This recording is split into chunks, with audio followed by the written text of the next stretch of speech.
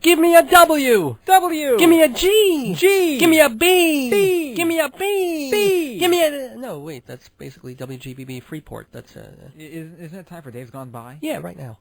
There goes the neighborhood. We got David Lefkowitz here. He's a Long Island arts guy. He's got his own radio show.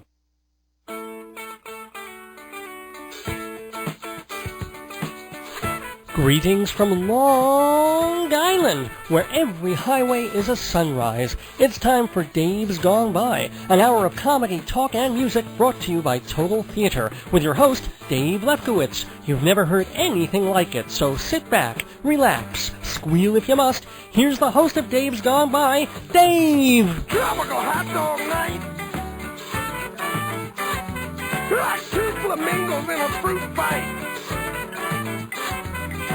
Every color of day, whirling around at night. Well, there goes the neighborhood. Welcome, good evening, on this rather warm and rather nice night, Sunday night, April 5th, 2009, where we're here for the 308th episode of Dave's Gone By. We've done 307 previous ones of these. This is the 308th. And I'm here. I'm Dave Lefkowitz, radio personality, journalist, humorist, theater critic, and all sorts of other things. And I'm here with all those other things. General Bon Vivant. No, that sounds like something army. All around. All around. Bon vivant. Bon vivant. And it was Man About Town. Jeff Goodman. Hello, Jeff. How are you? Looking good. You're looking, how you doing? Jeff is eating I'm healthy. munching carrot sticks. Yes. Good for you. So I will be a smaller bon vivant. Well, I'm kind of wishing, I thought maybe when you got back from Thailand, you might have gotten a little, did you? You haven't checked? You don't even know? I didn't really check. All right, well. I think I lost, but it wasn't enough. Well, no. It's never enough. But if tomorrow's the first day of the rest of whatever. So get back on the stick, get to the Weight Watchers, do what you got to do. Yep. Well, I'm very excited about the show we have today, though. Why are you excited about tonight's show? I really like Martin Vidnovic.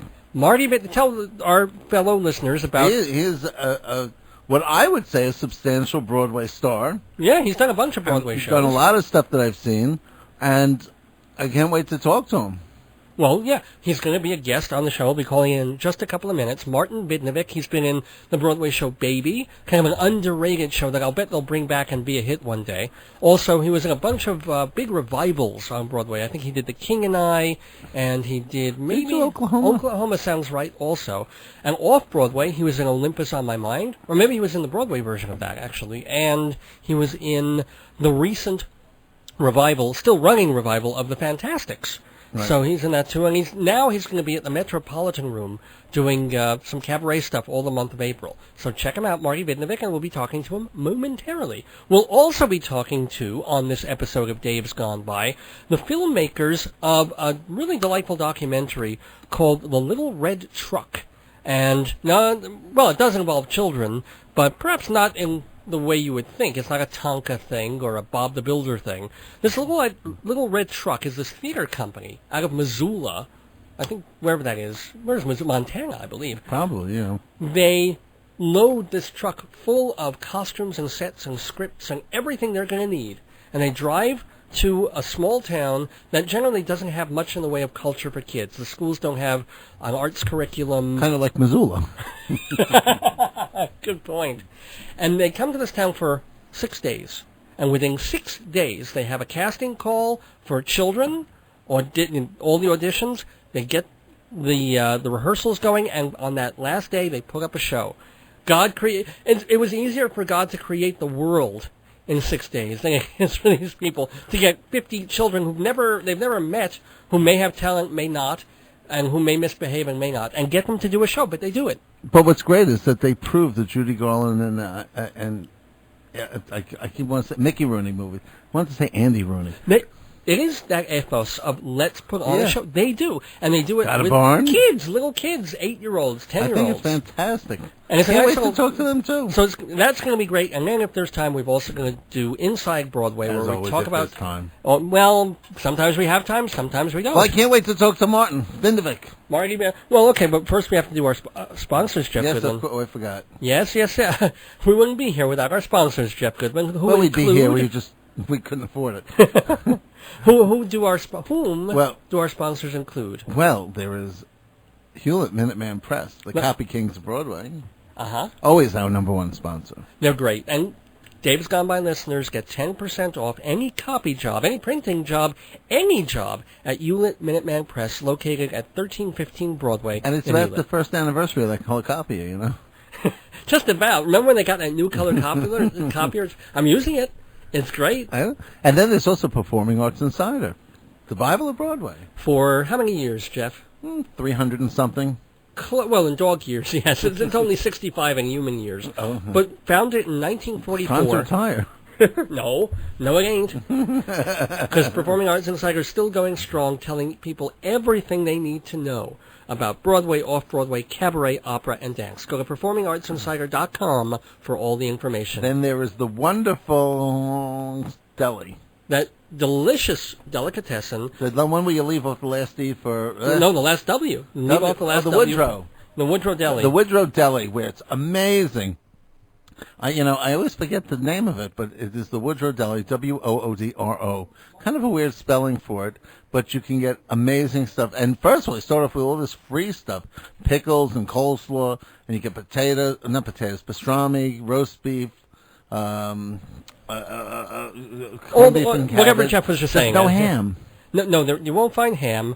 I don't think they're going to be open on Passover either. So this is the time. The next couple of days, go get your chicken. Go get your delicious cold cuts. Go get all your stuff at the Woodrow The trape Deli. is half price. That's right. Very good. And speaking of trafe, or I don't even know what this means, but Jeff Goodman is the owner and founder of Fancy Schmancy Balloons. A totally non-for-profit corporation, it seems. For all your party decorating needs, Fancy Schmancy Balloons, 516-797-3229 is their number. 516-797-3229. Make it a wonderful Easter. Make it gotta plan those graduations, those christenings, those bar mitzvahs. Call Jeff, 516-797-3229. And everybody check, of course, davesgoneby.org for lots of information about this program, about our sponsors, and letting you know what we do each and every week here in the neighborhood. Well, we've got Marty Vidnovic on the line, and we'll be talking to him about theater and his career in just a couple of moments. Here's a place you should know when your hunger does grow. Come visit the Woodrow. Have a little tongue, have a bowl of soup, have some lemon chicken and chopped liver by the scoop, brisket and pastrami, simmer and salami, catering and everything is kosher and it's yummy. Turkey and knishes, deli so delicious. Everybody go to the Woodrow. Everybody go to the Woodrow. Woodrow Kosher Delicatessen, 5 decades serving fresh, delicious cold cuts and entrees. Open 7 days at the Peninsula Shopping Center in Hewlett. 516-791-4033. 791-4033 for lunch, dinner, catering, and private parties. The Woodrow, there's the place you should go. Children, lovers, fantastics, geese, how clever we are, how crafty to know to manipulate children. You merely say, no. Oh, dogs got to bark, a mule's got to bray, soldiers must fight and preachers must pray, and children, I guess, must get their own way the minute that you say no. Why did the kids pour jam on the cat? Raspberry jam all over the cat. Why should the kids do something like that when all that we said was no? My son was once afraid to swim. The water made him wince until I said he mustn't swim. He's been swimming ever since. He's been swimming ever since. Oh, dogs got to bark, a mule's got to bray. Soldiers must fight and preachers must pray, and children, I guess, must get their own way the minute that you say no. Why did the kids put beans in their ears? No one can hear with beans in their ears. After a while the reason appears. They did it 'cause we said no. Your daughter brings a young man in, says, do you like him, Pa? Just tell her he's a fool, and then you've got a son-in-law. You've got a son-in-law. Oh, sure as a June comes right after May, sure as the night comes right after day, you can be sure the devil's to pay the minute that you say no. Make sure you never say no.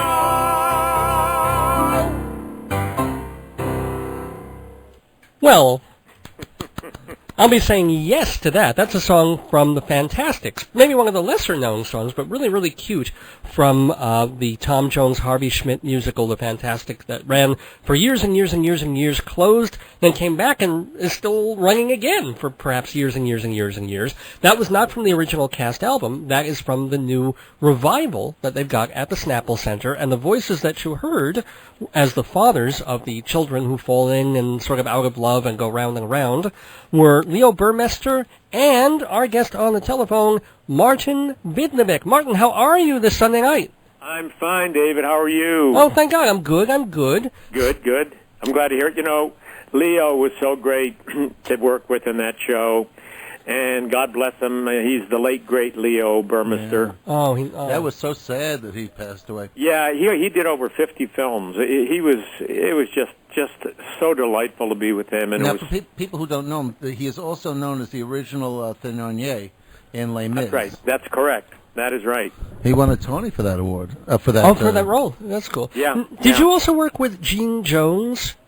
Well, I worked with Gene just briefly. Because he came in to take over for, I think it was John Dial was doing it at the time, and he had to go away. So, but then now Gene is doing it presently. Right. Yeah. But he's great. I remember, because the thing was, I'll tell the story real quick, but when I saw and it was not my first time with the Fantastics, I'd seen it a couple of years ago. This is still when it was running back at the Sullivan Street Playhouse, and Gene Jones was playing Huckleberry. I didn't have any idea who this guy was, and I was watching, and I was like, this guy is amazing. Who is this guy? And amazing. Almost 10 years later, maybe, he turned out to be the fella in one of the great recent movie scenes of all, from No Country for Old Men. He was the gas station owner. I never saw he was the guy who was at the gas station, right, behind the counter. He wins the coin toss, and he was just... I was in the theater, and I wanted to jump up and down and tell everybody, I saw him in the Fantastics. He was great. So I think they basically was a one-take thing, is what Gene said. I believe it with the Coens, and then there was the right take. It was sensational. Yeah. Now, also, I have one other question for the Fantastics. Yeah. Sure. Recently, I'm not sure. When did you leave the production? I left the production actually at the end of February of last year. Oh, okay. So you didn't. I'm thinking. I can't remember his name, but the guy who was on The Amazing Race, him and his sister. Yes, Nick Spangler and Star Spangler. Right. How did they do in that? Did they win? They won the race, of course. Oh, cool. But they won $1 million? They won $1 million. You better give him a call. Well, why is he? That's right. He left the show. No wonder he left the show. Well, right after they started airing his Amazing Race, they promoted him to the boy. That's fantastic. And then he left it. Wow, I'm surprised. But he did win. Well, I guess they split $1 million between him and his sister. So he's a $500,000. That's fantastic. It's better to be a whole millionaire. Yeah, I mean I didn't know that he won because I just don't watch that program. But I love this one, Martin. So yeah, but I know that's great. But you're also one of my favorites because I have followed you forever.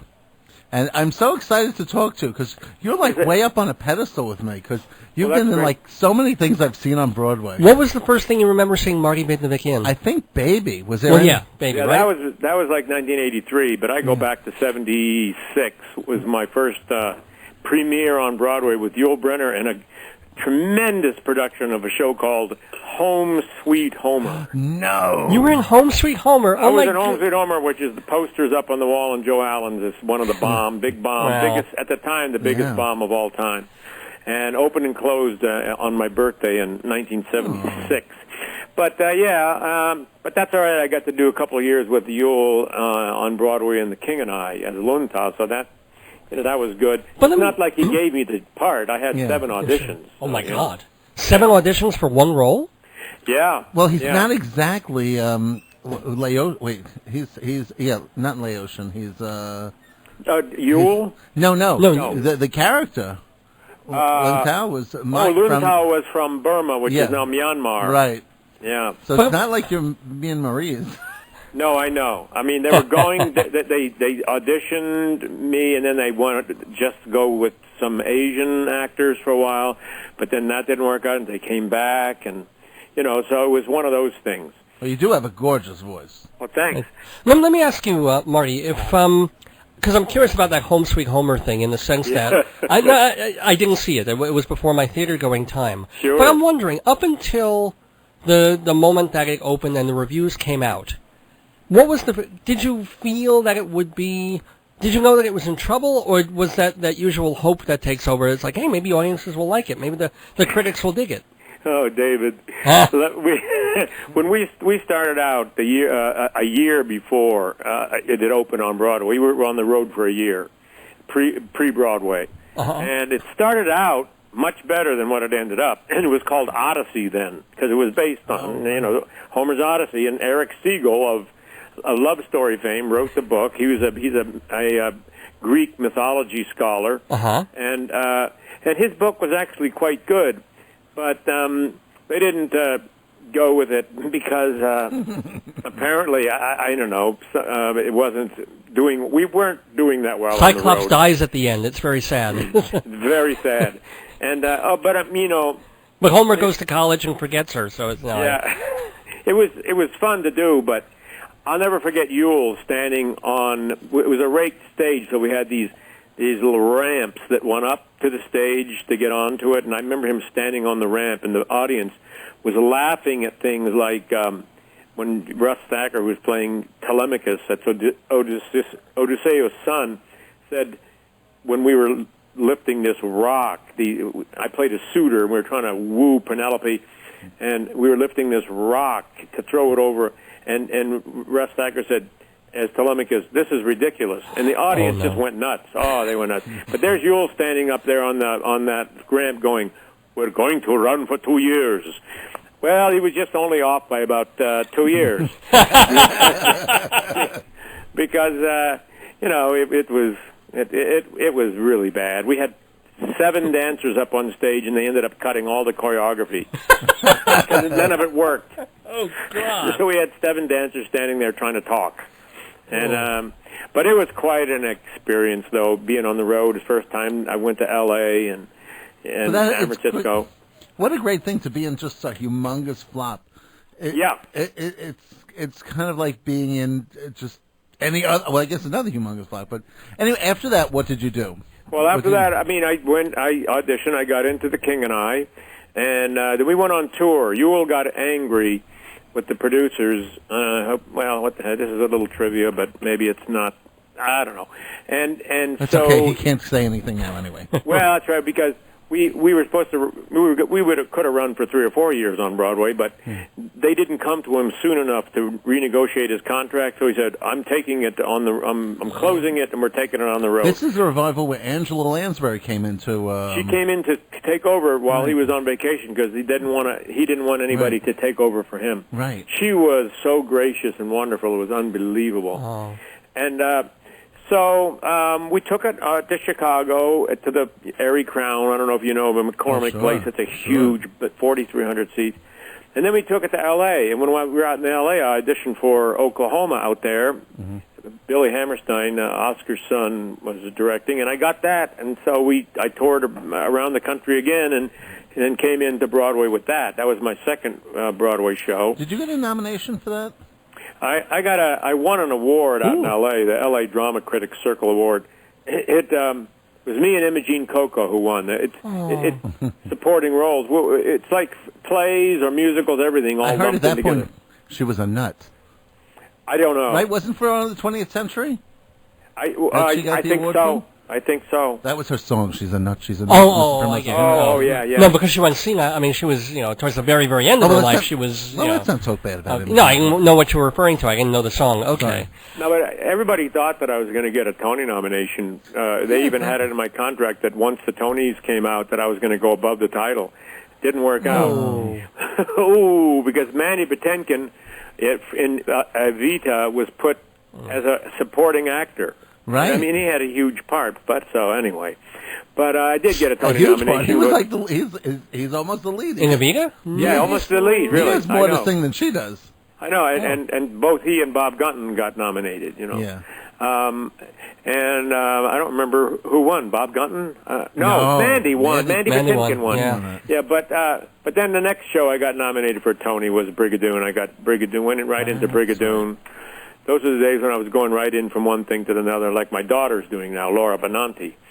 Goes from one thing to the next. Oh, my God. I didn't know that she was your daughter. Yeah, good genes, man. Absolutely. Oh, my Lord. She's I know. wonderful. She's going to be opening in the new Christopher Durang play down at the Public. Why torture is Why torture wrong. is wrong and the people who love them. Yeah. I auditioned for that, and she was there the day I auditioned. We were both there, and she gave me a big hug, and it was nice. And she had 2 more auditions. That was the last audition I had. And did you point to her and go, "There's my daughter, the Tony Award winner"? I didn't. No, I didn't. But I'm so proud of her. She's amazing. But She was amazing in Gypsy, really. Oh, yeah. Well, really amazing in Gypsy. Yeah, and she's You had to be so proud when she took it all off. Yeah, she's still very humble and and very very sweet. well, good. young I mean, lady. and you're not. It's nice to know you're not estranged or anything like that. It's like a John Voight Angelina situation. It's a father-daughter, even though obviously they're not. You're not married to the same, and et cetera, and so forth. That's true. No, we get along great. But so you were saying something about. Maybe I was about the fact that I got Tony nomination for Brigadoon. And Right. Yeah. I went right from, and then after Brigadoon closed, I started doing some stuff over at the King Cole Room at the St. Regis. They did these reviews over there, and it was great working. It was the best. It was the most beautiful room in town. Too bad they chopped it up and made they made a huge dining room out of it. But and then later was Baby. Right. Well, Now, that Baby way- is a show that that is probably the opposite situation from Homer Sweet Homer. I'll bet you everybody Home thought Sweet Home. you had a hit with that. Yeah. And Yeah, we almost. We loved it. It was just such an incredible experience, and the score was amazing. The cast was amazing. Cast was amazing. Liz Calloway, I Liz remember. Calloway, Todd Graff, who now is a director, and Todd Graff, writer. because he was great in that. Got Yep. a nomination, and he went on to almost nothing in the acting. Well, in no, acting he went theater, on to but- films. Yeah. Then he went and did a lot of films. Oh, did he? Oh. Yes, he did, and he directed that film Camp, which was about a summer camp for a musical theater kids. And he's doing very well. Okay. He did movies, a lot of movies with Jodie Foster, and a movie with her, and with Leo. He did a movie with Leo Burmester. Was that movie with that was like they went underneath the ocean and this. I forget what it was called. The Deep, not the Deep. That's I can't remember the name, Yeah. but. Well, it's also, just weird that we're playing 6 Degrees of Leo Burmester. Never thought I know. we'd be doing I know. that. but Beth Fowler was also in the cast, right? Beth Fowler, right? Jim Congdon, he played Beth Fowler's husband in that, and And who was your wife? and Catherine Cox was my wife. She was great. That's right. Yeah, she's great. We had a wonderful time. So But we were bad, though. We were bad. in what way? Well, we were bad because there were 3 stories, main Right. stories. The young kids, What Danny did you and mean? Lizzie. what'd you do behind those curtains? Yeah, right. I just No, it remember all wasn't those behind the curtains It going was, we were in a blackout, and we were in the center bed, and and we were in a blackout, and stuff's happening, and the other, one of the other, and we're sitting there just whispering to each other, talking about stuff, and I can't believe it. We did that. I mean, it's supposed to be frozen, but after like about 5 months, you get tired of being frozen. And Now, one of the things you mentioned, and it's kind of interesting, in a certain time of your career, you would go from musical to musical, big Broadway show to big Broadway show to a tour correct. thing. What happens a few years on the line? You're still very much a working actor, but it isn't quite the same. How do you No, it transition? Exactly. Well put, David. It isn't quite the same. Well, a number of things. For a while there, I got out of the business for a little bit, but that was for personal reasons. And when I got back in, I started working right away again. It was at the Rainbow and Stars. I did some reviews there, and then I got cast in the revival of Guys and Dolls. I replaced Tom Wopat as Sky Masterson. And I also did King David on Broadway. And I guess I'll go ahead and say this. I was cast, Walter Bobby cast me in Footloose. That was on Broadway for about a year and a half. Yeah. That also got some of the worst reviews ever, but it ran anyway. But you I played this preacher in that when we were in Washington, D.C., and I guess it was kind of like a oil and water thing with me and Walter, and I got fired. But that's So okay. The show is crap. Yeah, I never got into town with that, and so since then, fellas, it's Broadway's is now a goal of mine, and I've been playing the provinces and the cabaret circuit. And See? Let's See, tell you get on everybody. Walter Bobby's bad side, it's all over. You're not even invited to do a Chicago 2-minute stunt. Yeah, I can't. I'm on. Oh yeah, because you could have done Billy Flynn. Over Sure, and that over would and have over been good, again. but he won't. I was asking too many questions, is what I heard. You ask so many questions. Yeah. We were. Everybody thought this when we were in the workshop that it was like the next great musical. Everybody was going nuts over it. Really? We got down to Washington at the Kennedy Center and it bombed. Well, I'm trying to think of his name. Bombed. Who was in Urinetown? Who was it? John Cullum? No. In Urinetown? The young kid, because he was also in that. Hunter Foster. Hunter, yeah. Yeah. Hunter, He was in King David with me. Hunter and I became somewhat friendly when he was in Greece, as he had to moon the audience every day for like 3 years. Nothing better. And you consider this as a friendly gesture? No, but Hunter actually, we did covered a lot of Greece on the TV show, and really nice guy. And he just, when he came out of that stage door, because I went to say hi to him, he goes, no, we're going. He just wanted to run away from the theater. Really? He told me it's a paycheck. Yeah. I mean, it's like anyone who. I'm sure if you do Chicago now, it has to be just a paycheck. Because I suppose I would love to do it, but Yeah, who wouldn't want a paycheck in Yeah. this day and age? it's Right? just not, I know you'd probably take Mamma Mia too, but I think a friend of mine is doing Billy Flynn in that. Jeff McCarthy, I think. I mean, the last time I yeah. talked to him, he was doing Another that. Urinetown alum, yeah. Yeah, So, yeah. Have you, I guess it's none of our business, but I am curious, what are some of the shows that you've auditioned for in the past couple of months? Either Yeah. things that are playing now made the or... big mistakes? The Tale of Two Cities. Oh, well, you didn't get that one. well, my God, every male lead in the creation was in that. Yeah, I was up for a part of. First of all, they were going to have me audition for the part that Greg Edelman did, which was the old guy. But then it was just for this count or something. I auditioned for a replacement in Tarzan. Did you really not want to punch jump? I was the audition for the lead ape in Tarzan. Oh, that's right, that Schuler Hensley role. Yeah. Yeah. That didn't work out. If you're going to do a Schuler Hensley role, do the Trailer Park musical though. If they bring it back, yeah. When I was doing the Fantastics, I did it for a year and a half, and I had some auditions for a few Broadway shows, mostly as replacements. Let me tell you, I auditioned both for The Light in the Piazza. Oh, wow! And Tough score though. Chris Sarandon got that. It was a replacement. right. And also I auditioned for Bartlett Sher for the South Pacific. Oh, well. Wow. And they said that, that I did everything that they could have asked for me and more. but it wasn't enough. No. Well, you can't. There can only be one person they cast. I mean, that's the only way to not be bitter about it. And they went younger, and they went with an opera singer, is what they told me. Right. Well, they did. You know. Well, I must say, I've loved you every time you've been on stage. You're kind of like, I'm telling you, when people are on Broadway, to me, I'm like, wow, I'm so amazed at that, and your talent. I mean, my God, you have so much talent, and the fact that you get turned down for roles. Yeah, considering your experience and all that. It's frustrating. It's frustrating. Yeah.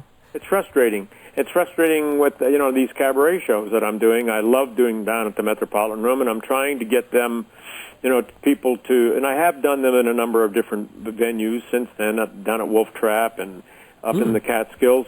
But it's hard to get into that loop of getting, because you make money in that business on the road, the cabaret thing, and I'd love to get into the concert. I'm trying to do that, but so it's a little frustrating is all. But I just keep doing the work. I put it together this new show. I had a show that I did there last year at the Metropolitan Room called "What Matters to Me." Now, just for our listeners, when is this new show being done? My new show opens tomorrow night. Wow. Monday the 6th, and I'm doing 3 Mondays at 9:30. Monday the 6th, Monday the 13th, and then Monday the 20th, all at 9:30. At the Metropolitan Room, which is on West... It's 34 West 22nd Street, and for reservations, it's 212. It's 212-206-0440. Or could you say that again? Say that one more time, please. 212-206-0440 or www.metropolitanroom.com for reservations. And do you have a website of your own that people can check? And yeah, I do. It's under construction, but okay. So are we all. Yeah, yes. But and it's a new show. It's called "I Believe in You." I came up with this title. "I Believe in You." ... Broadway and beyond. And it's mostly Broadway things. And I talk about the economy, because I know a lot of people in cabaret now are doing shows, the whole show is based upon the economic challenges that we're facing right now, where all the material that they sing reflects that. None of the material that I'm singing in my show reflects the economy, so I have my own program of how I'm dealing with it. And so it's a little upbeat. Yeah, sharing that with the audience. Like, I'm saving money by getting my books from the library now. Including my appointment book, which is a bit of a inconvenience because I got to renew it every 3 weeks. And the last time that I took it in, they wouldn't even let me do that, so I had to check out another one. But fellas, I got some pretty interesting appointments in that. I got one of them really stands out in my memory because I recollect it.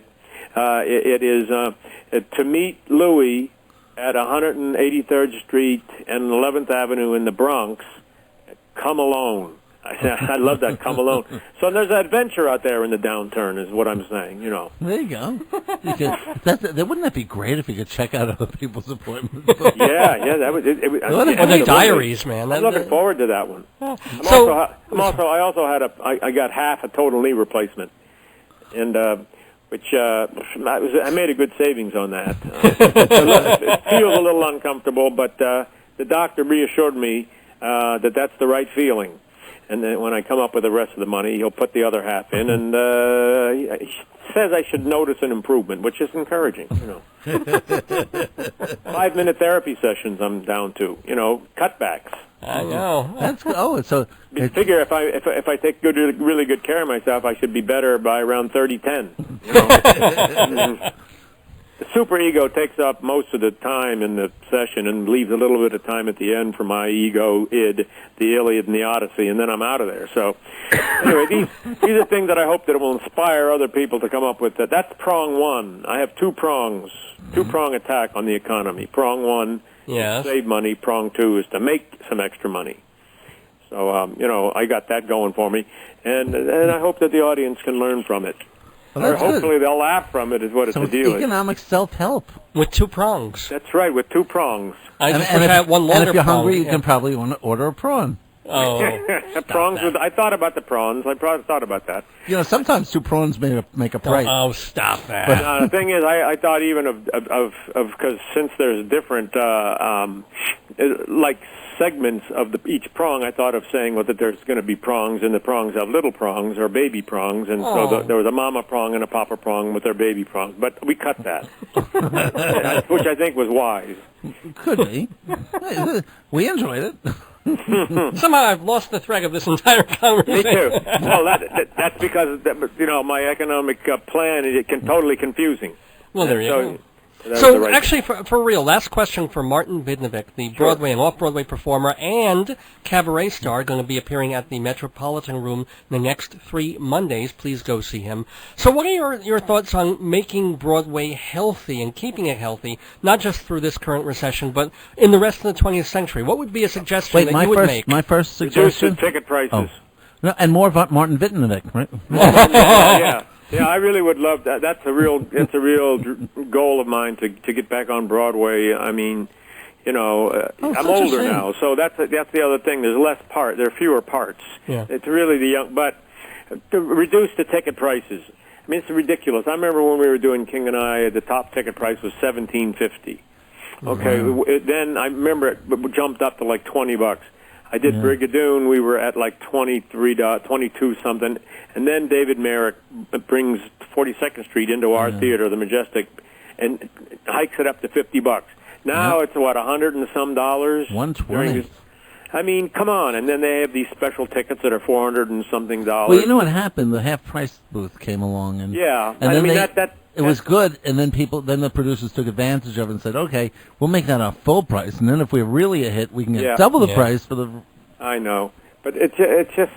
But everybody says, okay, lower the prices, but can you do that considering union salaries and all the rules and the nut that a show has to make over the course? I think if you do the musical version of Cocoon, Martin can star in it. Yeah, right. And you have a lot of actors and actresses who would do it for scale, right?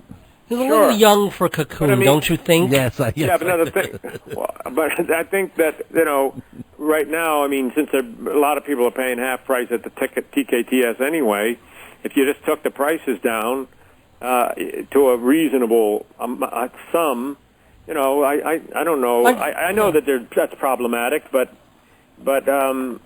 I just think there should be a range. I think it's fine if you can get $400 for top tickets on a Saturday night, but for every $400 ticket you sell, you should reserve like $15 seats and the lousy seats in the house so that college kids could go.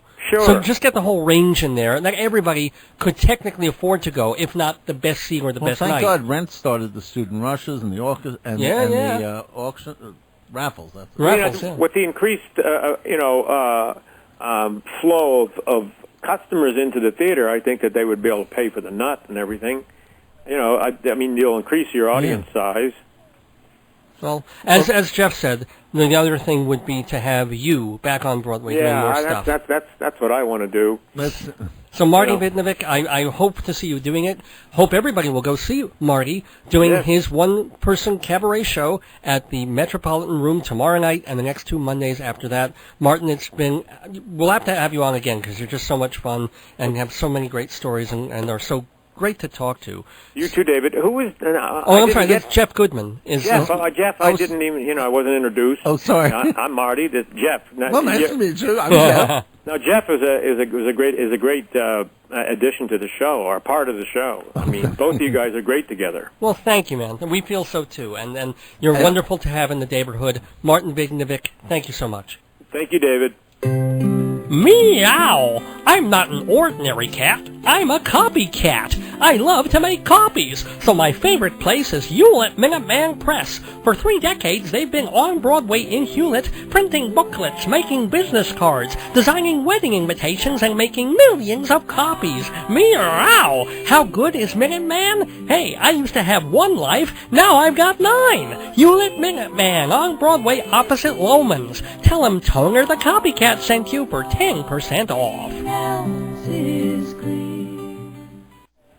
Welcome back to Dave's Gone By on this Sunday evening, slowly turning into Monday. And what's kind of cool is, yes, we're running a bit late with the program, and we spent a long and wonderful time with Martin Vidnovic, but it's okay, because we're going to stick around for a bit. Folks waiting for Gospel All Night until the morning, sorry, they're not going to be here tonight.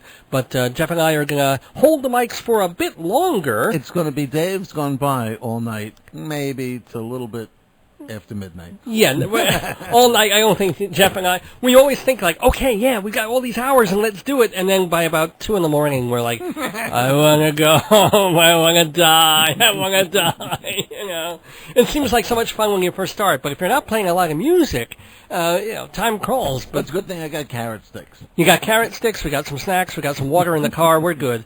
We're good to roll. And we do have our next guest. Well, you know what, let's do our legal ID first. Jeffrey Goodman. You're listening to WGBB Report. Very nicely done. It is 11:58 p.m.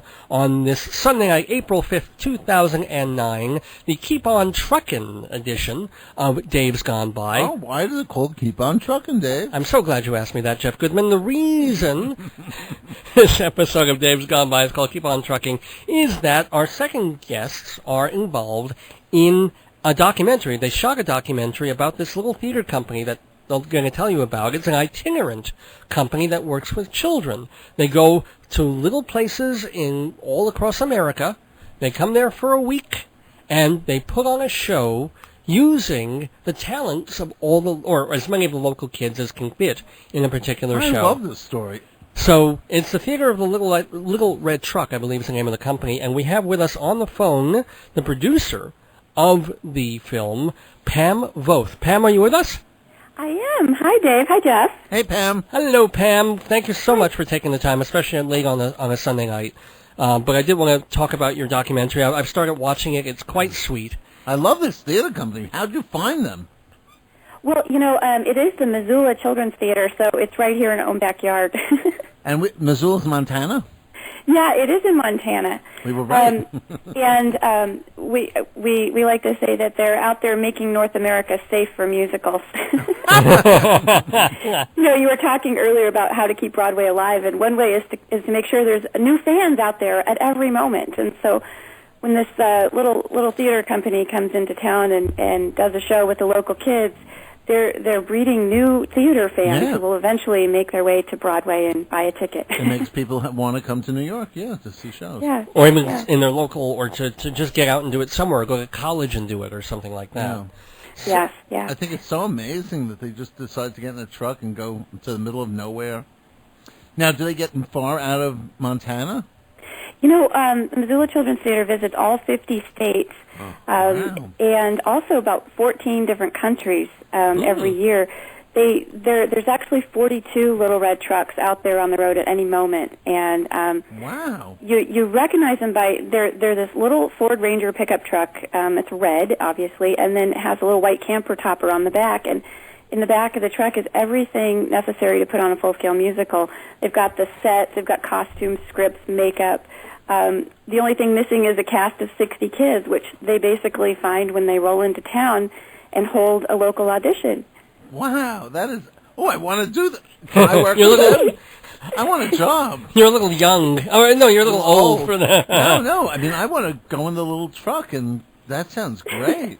So yeah, well, the two directors that are in the truck, they're usually young people. They are, they're selected very carefully because they need to be someone who has a very special attitude and aptitude for teaching, because they're taking kids who have no acting experience and working with them, and in the course of 6 days, they stage a full-scale 1-hour musical with kids aged 7 to 17. And, like you said, they're visiting these tiny little towns across the country, and also some bigger cities, too, like, Hollywood and Las Vegas and Atlanta and some places like that. But the kids, I mean, it's really all about teaching kids confidence by being out on the stage. Yeah. And let me ask, so how did it go from hearing about this children's company and being intrigued by them and then saying with your husband, the director of the film, Rob Whitehair is his name, why don't we actually make a documentary? I mean, it's easier to make a documentary nowadays where you can just sort of pick up a camera, but it still is a huge undertaking. Yeah, exactly. Well, and my husband Rob Whitehair started off as a wildlife filmmaker, and in the previous projects we've worked on together were wildlife films. Well, you're not Montana. too far afield with children and wildlife. That's what we thought too. We thought, well, this can't be too much different. But really, it was the story. The problem is you can't shoot them. I always like to say that they don't bite or scratch, and we saved a lot of money on sunscreen and bug spray by filming inside. So how long did it take you, like, to put when you say, "Hey, let's do a movie of this"? How long does that take?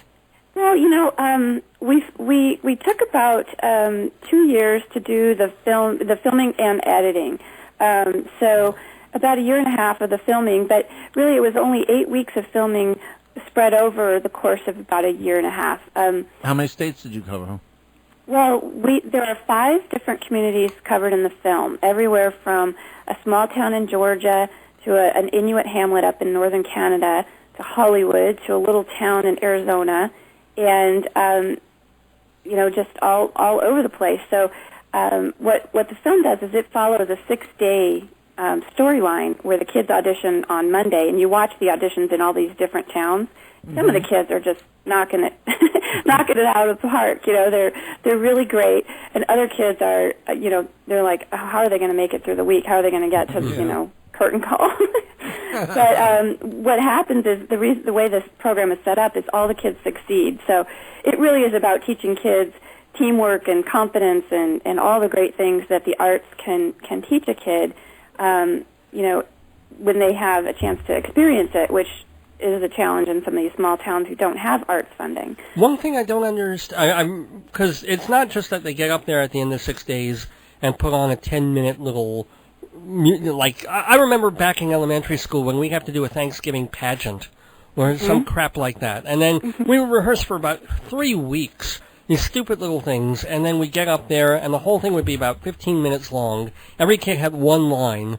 And it was over how, within the course of a week, can kids memorize an entire, hour's worth of material? I know, it's like a 50-page script. Well, with songs. With songs and dancing and scene changes and yeah. And the kids are still going to school at this time, or is this like summer vacation? Well, you know what it is? It's 4 hours of rehearsal a day. The young kids only have 2 hours of rehearsal, but they're broken up into age groups, so that each age group has kind of an appropriate amount of time to learn the material that has been written specifically for their age group. So, but yeah, I mean, they don't know that they can't memorize a 50-page script. They're just, very true. No one says you can't do it, so they just think, well, okay, let's do it. Actually, I'm totally shocked. I assumed that you had them, well, not you, but that the theater company had them for 6 days, and they started at like 9 o'clock, had lunch, and then everybody went home at 6, let's say, because they're kids. I didn't realize even the people who were older, like 12 or 13, 15 years old, only did 4 hours of rehearsal. I mean, I had to go home, obviously, and work on it, but still. Right. You have to see the documentary. It's called The Little Red Truck, to understand just how much is being accomplished in so short a time. I can't wait. As a matter of fact, the film will get to you late because I'm borrowing it. Well, if anyone does want to see it, of course it is available online, but it did open in Manhattan in September last year, and the New York Times wrote a fabulous review of it. We love the quote that Nathan Lee wrote. He said, "It's the cutest thing in the history of cuteness, a joyful portrait." And he said that they're making North America safe for musicals. But yeah, in the course of the story, I mean, it is a very cute story. But in addition to that, there's a real heartwarming aspect to it, because one of the cast members, in fact, was a girl who was legally blind, and she was cast in a lead role. Which the Missoula people did not realize that she was blind until she was already cast. Right, Wow. and of course they just stuck with their decision. They said she'll be fine, and without telling you any secrets of the film, you do feel very proud of this little girl by the end of the movie. And then there was the little boy, if you remember the little boy who was in a street gang, and was really not happy with that sort of direction his life was taking. And he had the chance when Missoula Children's Theater came to his small town in Arizona to try something new. And he got in with the drama kids and had kind of a whole new take on life. And so it's... You have to understand, I mean, I saw this part of the film and the scene, and here's a kid saying he was involved with bad people and with gangs, and you're part of that culture, and he wanted to break away from it, and it's very tough, because he gets, called out and sometimes beaten up by these old kids that he used to hang with. And we're talking about a kid who, what was he, 10 years old? 12? Yeah. Yeah, I think he was like 12 years old. I mean, he's a kid. We're not even talking about West Side Story teenagers. We're talking about a 12-year-old. Yeah. I mean, when I was 12, I was studying for my bar mitzvah and trying not to get beaten up by people like him. Yeah, and then when you see this kid who had been on the streets performing such a sweet role, and he does that little minuet with the lead actress on stage, and you just think, oh wow, he was such a tough kid, and now look, he's able to express himself and be accepted in this whole new group. Just because Missoula Children's Theater came to town in their little red truck. It gives the Sweet Charity number a whole different thing. If they can see me now, that little gang of mine. Yeah. So let's get a little bit personal here. We're talking with Pam Voth, who is the producer of. What, Just Jeff? before we get off the topic, you said we can see it. We can see it on the internet. How is that possible? Yeah, the website is called thelittleredtruck.com. And on the website, thelittleredtruck.com, you can purchase the DVD. They're $19.99 with shipping plus shipping and handling. There's also what we did is we compiled 12 little magical gems from the film and put them on as YouTube clips. And so that very front page, you'll see a place where you can click on sneak peek, so you can see 12 little clips from the film. And then you can also watch the official movie trailer, which is more of a 2-minute preview of the film. So you can really get an idea what the film's all about, and then, if you just want to see more, you can purchase a copy if you'd like. Yeah, cool. Sounds great. Now, let me, as I said, get a little personal with Pam Voth, who is married to the director of the film. How did you guys, he's a photographer, how did you hook up? Or you're the photographer and he's the director. Wait, how did that... I'm the photographer. Right. Oh, sorry. Okay. I'm the photographer and cinematographer, producer. He is, like I said, started off as a wildlife filmmaker, and I used to be a corporate marketing executive, and I like to say I jumped off the corporate ladder. Yay! Because I decided in one moment of lucid clarity that I wanted to make wildlife films.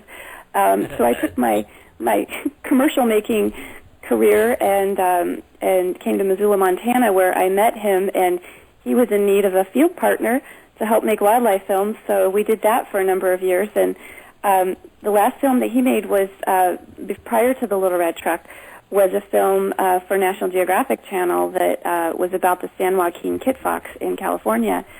And that one, that film played in 60 countries. And like I said, he asked me, my interview question that he asked me to get a job with him was, would I carry 95 pounds uphill for 13 miles? Oh, my. And I guess I passed the test. You said for you, of course I would. But when did it turn not professional? It's always been professional. No, well, it was, of course, no, but when did it become also, because it sounds like it started like a professional relationship. Over what animal did you get personally involved? Yeah. Yes, well, it was Were you watching two bear. cheetahs or something, or what? Grizzly Well, bear. it became not personal. It became personal over a grizzly bear, if that's what you're asking. Over a grizzly? Oh. We were filming a grizzly bear, and we This is so thought, cute and lovable. wow, this is fun. We should do this more often. Oh. So how long have you been married, then? We got married right before we filmed the kids in Rankin Inlet. So we've been married for about 2.5 years.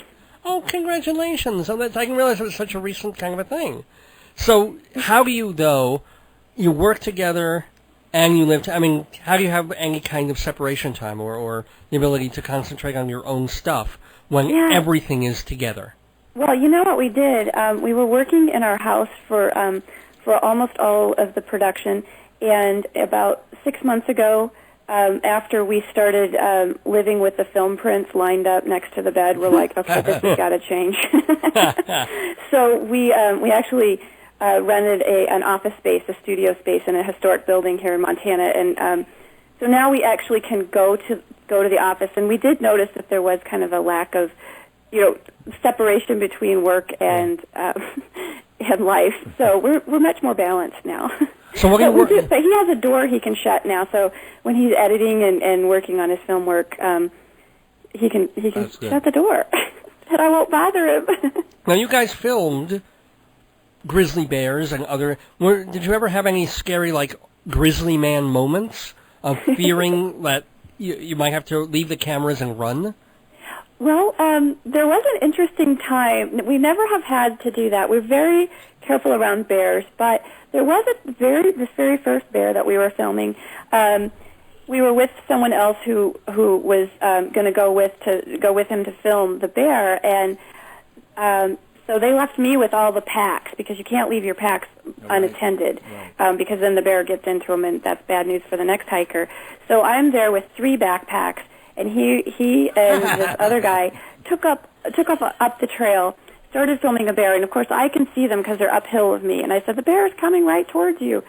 And there was another group of hikers that were coming down the hill, and they kept reporting to me that there was a guy up there with a camera, and the bear's 3 feet away. And I thought, wow, that's pretty close.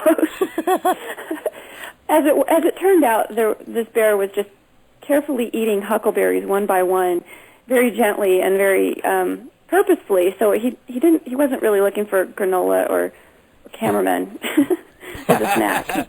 Yeah, because cameraman does not go with huckleberry. No. It goes with raspberry. But cameraman granola is wonderful. Is it really? Oh, yeah. It's very crunchy. Oh, so... Well, now let me ask you. Here's my big question of the night. Okay. Where is he now? Who, the bear or the cameraman? The cameraman. Well, he's here. Do you want to talk to him? Yes. Yes. Okay. We've been talking with Pam Voth. She is the producer of Little Red Truck, the documentary we've been talking about. But Rob Whitehair is the director of the film. So I do have a couple of questions for him. Great. I'm so glad we're going to get him on the air. He's right here. Well, I'm here now. Hey, Rob. Thanks for being on Dave's Gone By. And congrats. Well, thanks for having me. Congrats on the film. And Congrats on the grizzly bear. Yeah, well, that too. Thank you on both accounts.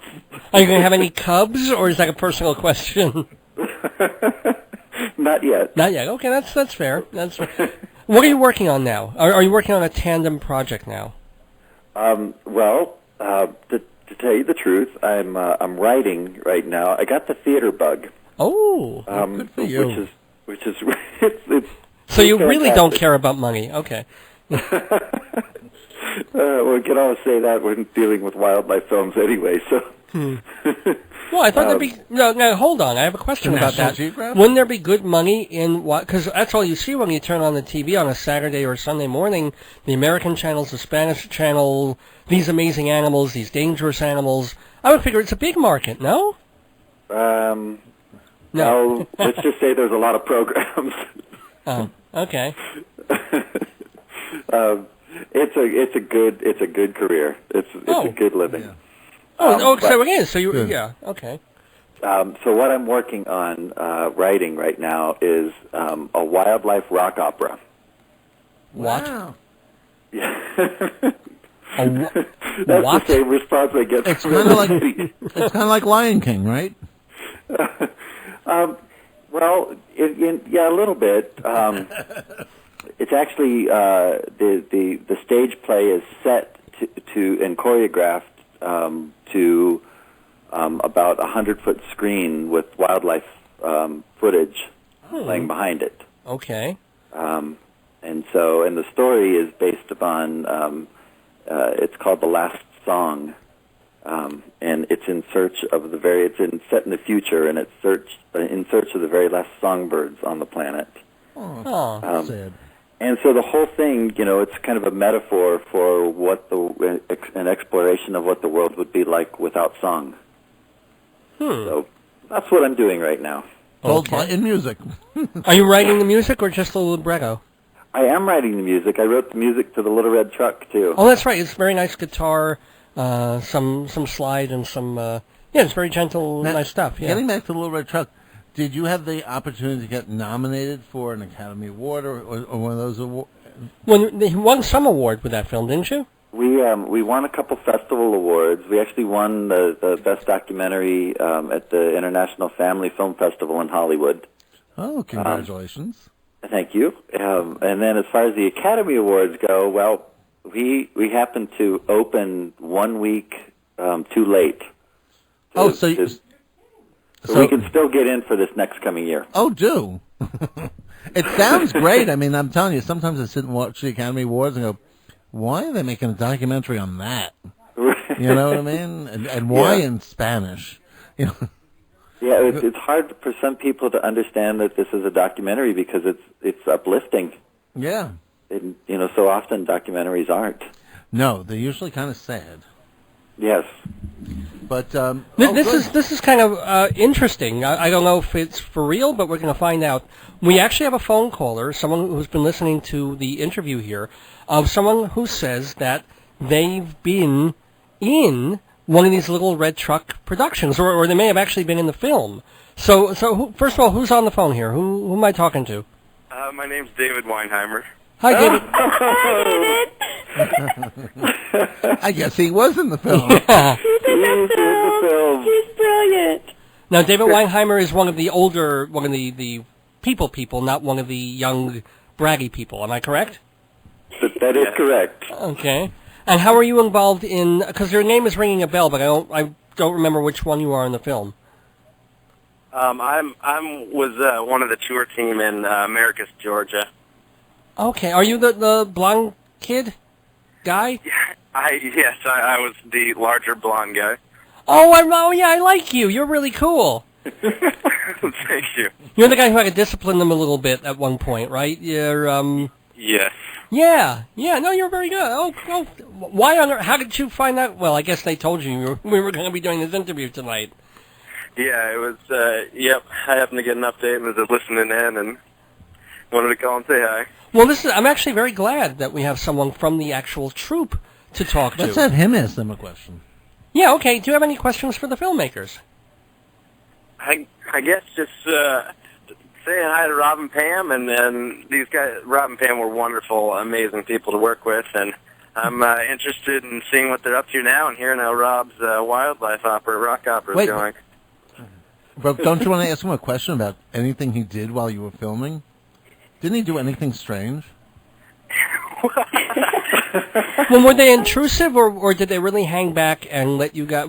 Was there ever a point when they had to get close with the camera, or you felt that their presence was somehow changing the nature of what you normally do, or was it just like it was no big deal to have the cameras there? It was no big deal. They said from the beginning that they were going to stay off in the shadows, and I told the kids at the beginning of the week that if any of them looked at the camera, they weren't going to be in the movie.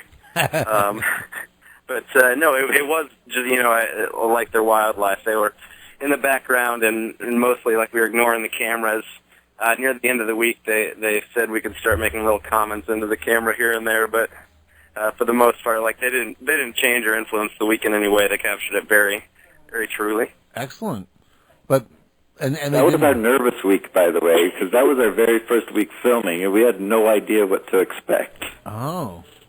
Yeah, David was a very, very gracious person to let us stick cameras in his face the whole week. How did you work. How did you like living with the cameras, basically?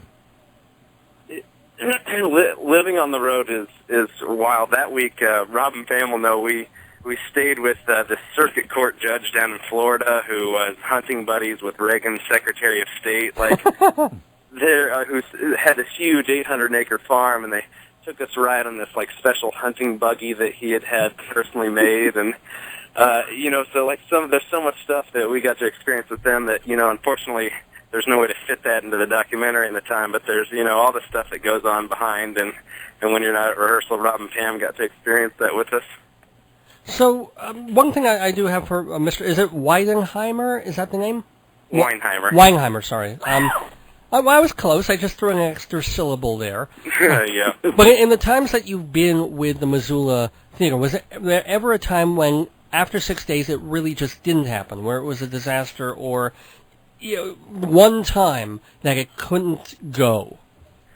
No. Ultimately, when it comes down to it, like, you get a feel for the kids of the week, and if they're kids that are struggling or younger, you find ways to make the script easier for them or to cut stuff here and there. But ultimately, it's about all of those kids being able to succeed in some way. And, different places have different expectations for their kids. Some places want, a Broadway quality musical, where some places just want their kids to be able to get up on stage and say lines. So you look for whatever success means to that town and those kids and that community, and you're able to pull that from that.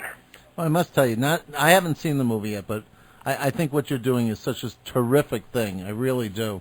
And how long have you been with this theater troupe? Well, I'm no longer with them. I was on tour with them for a year and a half. But, have you stayed in theater? What are you doing now? Yeah, I live in Astoria now in Queens, so I'm here in New York as an actor. Oh, what are you doing? Are you doing anything off Broadway or off or what? What are you up? What are you in? Introduce you to Martin Vidnovic. Yeah. Right now, I'm performing every weekend doing improv comedy at the National Comedy Theater. Oh, that sounds fun. That's on 34th, isn't it? Yeah, on 36th Street. 36th. Okay, cool. Well, that's neat. Do you think you'll get involved in Missoula again, or that was the time, and then you're moving on to other things? Well, hopefully, I'd love to go back at some point in the future. It depends a little bit on what I get up to here, but I love that company so much, and I would be happy to work for them again in the future. You could be a visiting star like J.K. Simmons. He's interviewed in the film. He's a guy from, is it Law & Order? One of those Law & Orders. He's with The Closer. Sorry? And The Closer and Spider-Man, Juno, several different films. And he's well. Yeah. So he came out of that. Oh. Mm-hmm. Was he a teacher or was he a kid who came out of that? I assume he must have been a teacher. Yes. Yeah. Yeah, he was. And then he also, the man who started the Missoula Children's Theater, Jim Caron, actually taught J.K. How to act. Whoa. Because he originally was training to be an opera singer. And then he was a little over-emphatic in a production of Brigadoon. And Jim Caron taught him to kind of hold back a little bit and act more like a human. Well, it's good because if you see Simmons, especially on Law & Order, do you know who I'm talking about, Jeff? No. Can you picture him? You'd know him as soon as you saw the face. He's usually the He's not the lady psychiatrist. He's the male shrink that they go to when they've got one of these crazy people. His bald guy, he was, you'd know him if you saw him. Okay, I think I know who he is. And he's really the nicest person in the world. Exactly. Oh man, he's just when the film opened in L.A., he came to the Lamley Music Hall and did a Q&A with the audience with us, and he's just such a great guy, and really his family actually still lives in Missoula, so we see his parents every once in a while, and everyone's really proud of him. Let me ask a question about the actual, once the film is put together, once you edit it, once you put it on DVDs, how do you get the film out there as opposed to just having a website, putting it on a website? I mean, how do you keep track of the festival? I mean, how do you get it to the critics? How does it go out there? It's a tough thing. There's a couple things. One of the things, you could get it to a distributor, and we had a couple of offers from distributors to take all the rights. But one of the things that we wanted to do was to keep the DVD rights so that a portion of that money could go to support the Missoula Children's Theater. Nice. And we thought that would be a great opportunity for them. So we kept the DVD rights. So we ended up doing the theatrical release ourselves. How do you do that? Yeah. No, I'm serious. I mean, what does that entail in order to get a film all over America?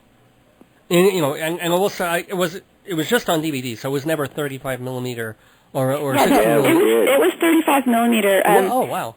Yeah, we were in about 35 major cities last year. The Regal Cinema Art Program picked it up in a lot of their cinema art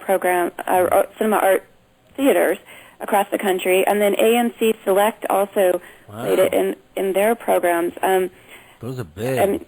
Yeah, and it They're very big chains that have an interest in getting independent theater or independent films out there, and we hit it at the right time to do that, and then we had a few independent cinemas like the Village East. Village East, the Sundance Kabuki in San Francisco, Lamley Music Hall in L.A. And now you're going to be up for an Academy Award. You're still eligible this year, huh?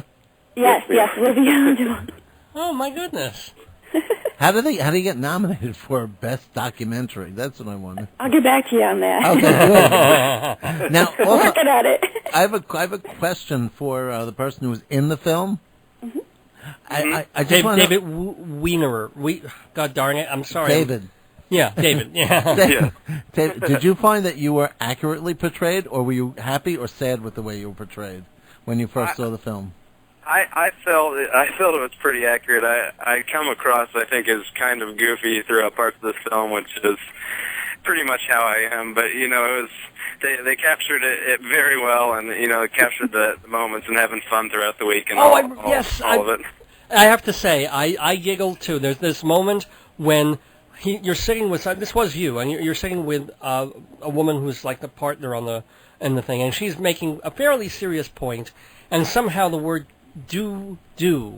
She's like, this is how, what the things that we do, blah, blah, blah. And you start giggling and you own up to it, which I thought was really brave. And you were like, I'm sorry, she just said do, and I'm laughing. Yeah, that was me. Well, and where do you originally hail from? I'm originally from Indiana. Oh, Gary, really? Indiana? No. No, not Gary, Indiana. Small South Indiana or large town, big North Indiana? It's a smallish town. It's a town called Columbus, Indiana. It's in south central Indiana. And did this theater company ever visit your area? Yes, they actually had. I missed it or wasn't around when I was a kid and they visited, but after I hooked up with them in a teacher job, I found out that they had been to my hometown several times. Wow, that's kind of cool. And then we did a special opening of the film in Columbus, Indiana, at the Yes Cinema there, which I understand was very fun. We weren't able to attend that one, but David was there. Yeah, it was a very. We did Rob and Pam were nice enough to let the film premiere in my hometown the same night that they opened it out in Missoula, and we had a wonderful premiere there and very well received and all that. Oh, I have a question that's going to be boring to everybody out there listening, but I am just really curious. Here you are, you're making this film that features hundreds of kids auditioning, all this stuff going on. How, or did you need to get release forms for every single face that appears? How do you work that? Yeah, stacks of paper. Stacks of paper. So it really has to be, you really do have to get releases from, what if they're just kids who don't even get cast, but they're briefly shown, like, for a second, like, in a line of kids auditioning? Them too? Yeah. Well, yeah, and whether we needed them or not, we got them. Wow. Yeah. No, because that's a hell of, because when I was filming a local TV show here about 2 years ago, and every time I had to do something with people on the street, it was always like I do the little bit, and then I have to go and get a release form, and I kept wondering, is it really necessary? I mean, my thing was not a commercial endeavor, but it made me wonder when I was watching yours, oh my God, does every kid who's shown briefly on screen need to have like a permission thing signed? And you're saying yes. Did their parents sign it, or they themselves? No, the parents. Oh, okay, The parents cool. would do that, yeah. And of course, there was a lot of follow-up over a 2-year period to get parents to sign them for some of the kids. But no one had any problem signing it. It was just, it's kind of, when you give a 7-year-old a permission slip, sometimes it takes a while for that actually to connect to a parent. They're not all responsible? How shocking. We had a lot of help from the tour teams as well, and the presenters who bring Missoula Children's Theater to their town. So, yeah, but it's that was an important part of the filmmaking process. I mean, you definitely have to do that. So we even have a release from J.K. Simmons. Well, yeah. Oh, cool. You have an autograph on him. You should have Xeroxed it and just kept the Xerox. But so for David, do you have a favorite most profound or just funniest moment, not from the film, but just from working in that year and a half with the Missoula troupe? Oh boy, that's that's a tough one. Just say no. Yeah, I'm not sure that one necessarily sticks out above the other. You get to meet all kinds of different characters and Well, tell us one story that was not in the film that you'd like to talk about that was fun. Oh, boy, that I can talk about on the radio at 12:30 at night. Well, you can talk about anything on the radio at 12:30 at night. This is the time. Only minor curses, though, not major curses. There was one week where I won't mention where I was or at all. Where I'm pretty sure I stayed with a cult leader. God. It was this really small town, and everyone. Is it a cult that wore hoods? Yeah, this like same church or cult, and it was like it was just very weird. And he had a huge sword collection, and it ended up being just fine. It was just this tiny little weird town, and I was like, "What? Where are we?" You were actually rehearsing with Children of the Corn. They were the Children of the Corn, for real. They definitely were. Well, guys, I mean, this has been just so much fun. So please remind us, Pam Voth and Rob Whitehair, again, how people can see the Little Red Truck documentary. I'd be happy to. You can go online. The website is thelittleredtruck.com. Thelittleredtruck.com. And there you'll find an official trailer. You can watch little mini clips, and you can also purchase a copy of the DVD for $19.99 plus shipping and handling. Yay! So, guys, and they can also write to the Academy of who does the Academy Awards to get you nominated. That would be the Academy of Motion Picture Arts and Sciences, of course. Yeah. One of my friends votes for that out west. I'll have to talk to him about. Get him a copy of the DVD. Yeah. Yeah. Oh, Dave, I wanted to say one more thing. The only other way people can get the DVD right now is there. Like I said, there's 42 tour teams out there on the road. Every week they're in a new town. So if any of the listeners are in a town that is so lucky to have MCT visiting them, the tour actors have those in their trucks, and they're selling them in person. Oh, that's nice. But in about a month to 2 months, they will be available more widely in a retail setting, which I won't go into as much. But we'll keep everyone posted at our website, thelittleredtruck.com, as to where else they might be able to purchase the DVD. TheLittleRedTruck.com, that's the place to go to find out about this documentary. It's really, really cool. I want to thank so much Pam Voth and Rob Whitehair for visiting us without a truck, just with a telephone in the neighborhood, and also certainly for calling in all the way from Astoria, Queens. I thought you were calling from like the middle of Montana. It's not so special that you're in Astoria, Dave. I'm just around the corner. And I'm going to butcher your name one more time. It's David Weinerander? It's close. It's David Weinheimer. Weinheimer. I'm sorry. Such a wise Weinheimer. I know. But thank you for sharing, all of you, and for doing this work. Best of luck with this film and with your future films, Pam and Rob, and best of luck with the improv and the acting. Everybody, keep in touch with the neighborhood, and thanks for being here tonight. Thank you. Thank you so much. Oh my God, this is terrible. What? There are 168 hours in a week, but Dave's Gone By is only 1 hour long. I know, I'm just on Sunday nights. But that's not enough. Well, why don't you just get my CDs? CDs? All my complete shows are on compact disc, $11 a piece, or less if you buy more. Just go to davesgoneby.org. Fully packaged, they make a nice gift, too. Wow, my depression is cleared. Great. But not my psychosis? What chicken is this? The times they are a-changing for Shalom Dammit, my show on cable TV. Check shalomdammit.com for the schedule or watch any episode on YouTube. The times have changed, but the rabbi, thank God, stays the same.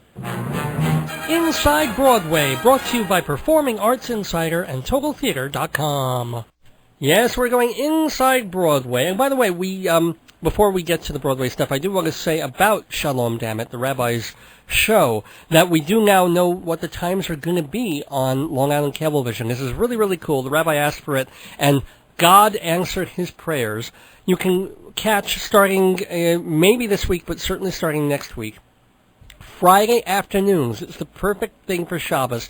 3 o'clock, and then again at 3:30, both on channel 115 on Long Island Cablevision. So you got a double dose of the Rebbe. A whole hour of... A whole hour. Can you believe it? Right, just leave your channel right there. 3 and 3:30 Fridays. Leave your channel? Leave your television. Huh?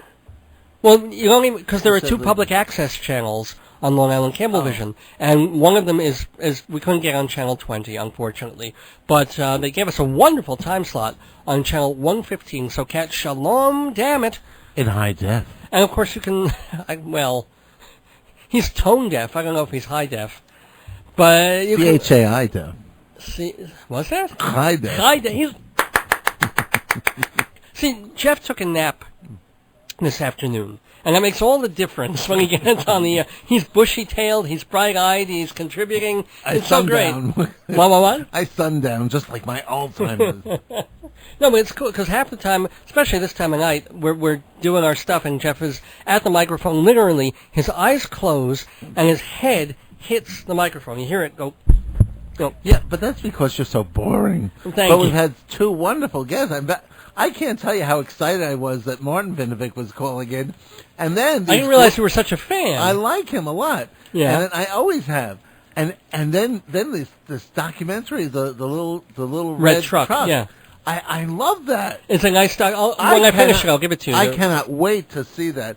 I don't care. I'll pay $19.99 to see it. I think it just sounds so adorable. It's very sweet. I really want them to get nominated for an Academy We haven't Award. seen the movie yet. Yeah, but I don't care because then they can say Dave's gone by and hi Jeff. I don't know. Yeah, I can just see that when they're at the Dorothy Chandler Pavilion. That's what they're thanking people. They'll remember us. Hi, Jeff Goodman. Thanks for getting us nominated. Well, you know what? If you get that DVD to your friend, you never know. He might be instrumental if he's a voter. Maybe. Yeah. But, I mean, well, anyway. Anywho.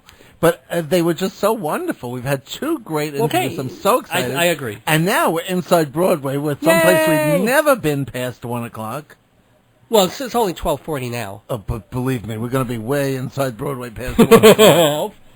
Well, you know, if you know Jeff and myself, folks, you know that we can talk about Broadway on and on and on forever. We'll try and keep it succinct, but, man, this is the time. This is when Broadway is just going nuts. Even though we've got a recession, even though it's been a tough year, even though prices are high. Lots of plays.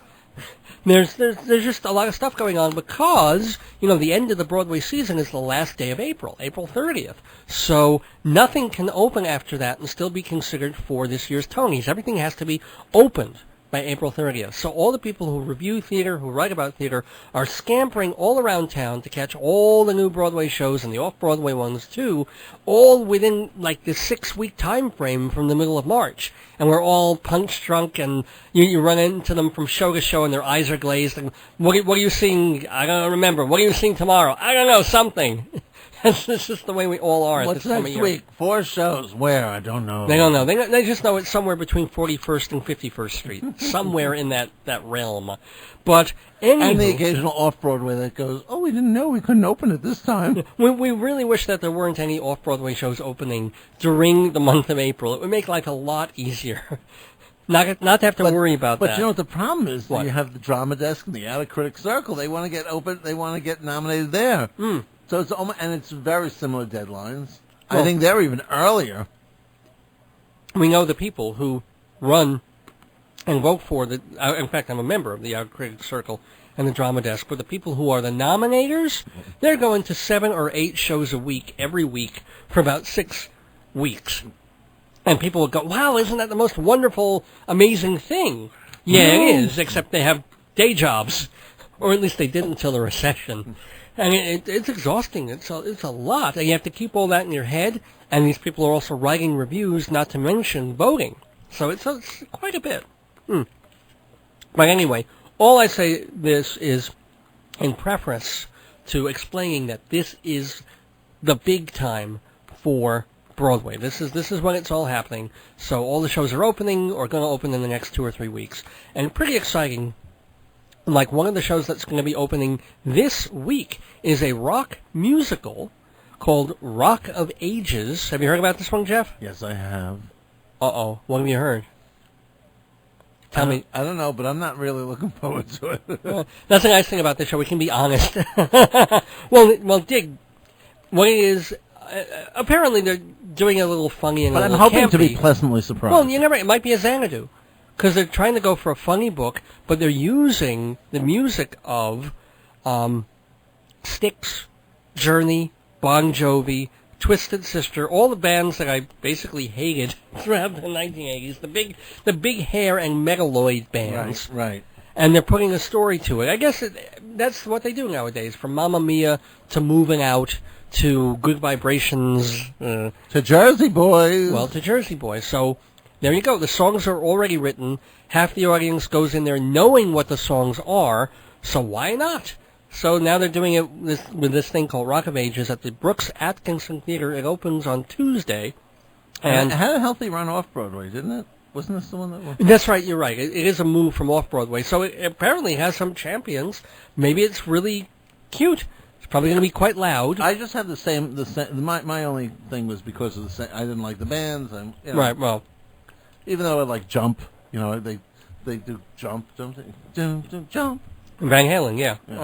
The thing is, now dig this.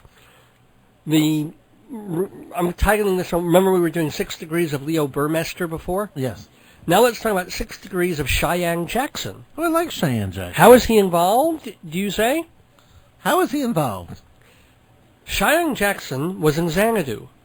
Why? This is true, because he took over for James Carpinello. Who broke his leg or something. Right, he was in rehearsal or he was almost previewing, I think, in Xanadu. Broke his leg, they had to take him out, and then James Carpinello came, went in instead. No, you mean Cheyenne Jackson went in instead. Excuse me, Cheyenne Jackson went in instead. Now, James Carpinello is going to be starring in Rock of Ages. Somewhere did Cheyenne Jackson break a leg? Let's see, how did Jackson figure in... When I wrote this out, because we're going to be mentioning Cheyenne Jackson a little bit later. That's why I'm so confused. Dave makes no sense. Dave makes no sense. This is the part of the show where Dave makes no sense. Now Carpinello's in Broadway. Okay, whatever. Something like that. We'll fix it in post. Now, speaking of Broadway shows, happy first anniversary to Nellie Forbush and Captain Emile DeBeck. South Pacific celebrates its 1-year anniversary on Broadway. Have they lost any cast members? Well, yeah, because Kelly O'Hara is out on baby leave, or having a baby leave, and so she's going to be out for a few months, and she's coming back. You know, they got it's 6 degrees of Greece. She's having a baby leave her. Yeah, well, yeah, actually. Laura Osnes, who was in the revival of Grease that we were kind of making fun of. Mm-hmm. She's playing Nellie Forbush, a little young, don't you think, for Nellie Forbush until Kelly O'Hara gets back. But Paolo Zott is back playing Emile. He was the opera singer. He was out? Yeah, I think he took a couple of weeks vacation or something like that. How dare he? But congratulations. After it is we gave one him of the Tony Award and everything. He did get the Tony, yeah. It is one of the loveliest revivals in recent memory. It's really a terrific show. So, granted, I might want to wait until Kelly O'Hara gets back if I were going to see it, but it's still probably terrific. Huh? You know what this show needs? What? Martin Vidnovic. Well, he auditioned for it. Well, they can always call him back. Right. Sorry, I'm eating cheese here, ladies and gentlemen. Oh, you cheese eater.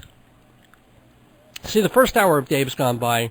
Everybody's on good behavior. Everything's really succinct and put together. After midnight, if we're still on the air, we let our freak flags fly. But anyway, happy birthday or happy anniversary to South Pacific. Also, some news of a show that I'm really excited that is coming to Broadway. We were talking about Chicago before. That was an Encores presentation. Yes. You know tell the people what Encores is. Encores is a group of people who put together shows that are basically, they have the book in front of them, they have the score in front of them, they do it kind of from stools, and then they act a little bit. It's a concert version. They might be wearing costumes, they might have a little bit of movement, but it's not a fully produced show. A lot of times they're even off book now. They're not necessarily reading. Because when they first started, it was just supposed to be like concert, like musicals and mufti at the York Theater. Now it's become more of a commercial thing and bigger tickets, so they do it a little bit more staged. Well, a weekend ago, they brought back Finian's Rainbow in a very small concert version, and the critics loved it, the audiences loved it, so guess what's happening? It's coming to Broadway. Finian's Rainbow, which has not been on Broadway in I wouldn't say in my lifetime, but in my theater-going lifetime, hasn't been back. It's been threatened to be back a couple of times. Well, yeah, because Irish Rep did it a couple of years ago in a very well-received production, too, and that almost went further but didn't. See, my only problem with that is I just don't like the fact that they have these half-directed musicals. Like Chicago. I love Chicago. Right. But this production of Chicago is it's half done. It's not a full show, and I feel somehow to pay Broadway ticket prices and not get this full show. I wouldn't mind if they took this and said, okay, oh, look, there's a market for Finian's Rainbow.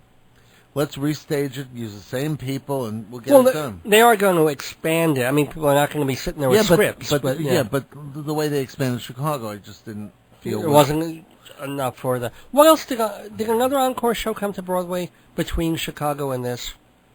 Did any other make it there? Was it A Wonderful Town, maybe, or something like that? Wonderful Town did, but it was fully done. Exactly. So maybe they'll do that with Finian. Maybe. I hope so. So, anyway, the producers are... involved? Oh, what? Sorry? The Weislers? No, it's producers David Richenthal, I hope I'm pronouncing that correctly, and Jack Bertel. And they say they're going to do a full production in fall of 2009. And do you know who was in this Finian's Rainbow when they did when they did the encores version? I'll bet you Cheyenne Jackson was. There's your 6 degrees of Cheyenne Jackson right there. So he's going into Broadway in Finian's Rainbow in the fall. There's no degrees there because where is the James Corpanillo in this? Well, because he's in Rock of Ages now. And they were both involved in Xanadu. Oh, whatever. I tried. Not working. Well, anyway, I've never seen Finian's Rainbow except for the movie. So I'm very excited about that coming to Broadway. Let's hear a song from the original cast album of Finian's Rainbow, and then we'll be back with some reviews. Who's singing this? Well, this is the song How Are Things in Glacamora. So Right. who is the original... I don't know. That's why I asked you. I don't know. Okay, well, we'll find out when We'll try and find out. And here is a little Mora of Finian's Rainbow. Broadway, the best way, ladies and gentlemen, Performing Arts Insider, theater magazine, the Bible of Broadway. One thing I forgot to mention in the opening part of Inside Broadway on Dave's Gone By is the show that I'll be doing come May. Come what May? Come May, I'll be... This is 6 Degrees of David Lefkowitz. That's right, because, you know, for the past few weeks I've been doing this cabaret show for StageBuddy.com. It was called StageBuddy.com's Weekly Night Live, and it had this mix of performers, of magicians and stand-up comedians and cabaret singers and Broadway actors and theater critics. It was a lot of fun, and we got a lot of great feedback on it. So we're going to revamp it a little bit, and once I get back from Los Angeles... Starting on May 5th, I'm going to do more of a talk show, more of what old Dave is used to, and a little bit less of the ringmaster emceeing. And it'll be a show called Stage Buddy Talk, and I'll be talking to people in the theater and film business. Casting directors, producers, actors, writers, theater critics and press agents, all the folks involved in really making all this stuff happen.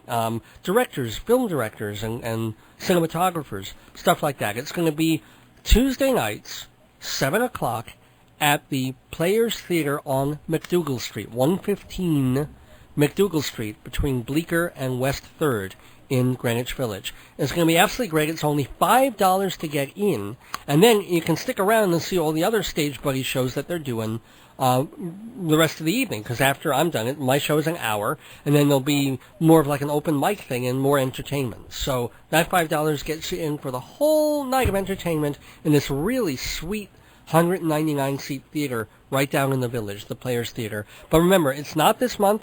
It starts May 5th, Tuesday nights, 7 o'clock, Stage Buddy Talk with me, Dave. Yay! Hey, Dave. Yeah. What are you going to California for?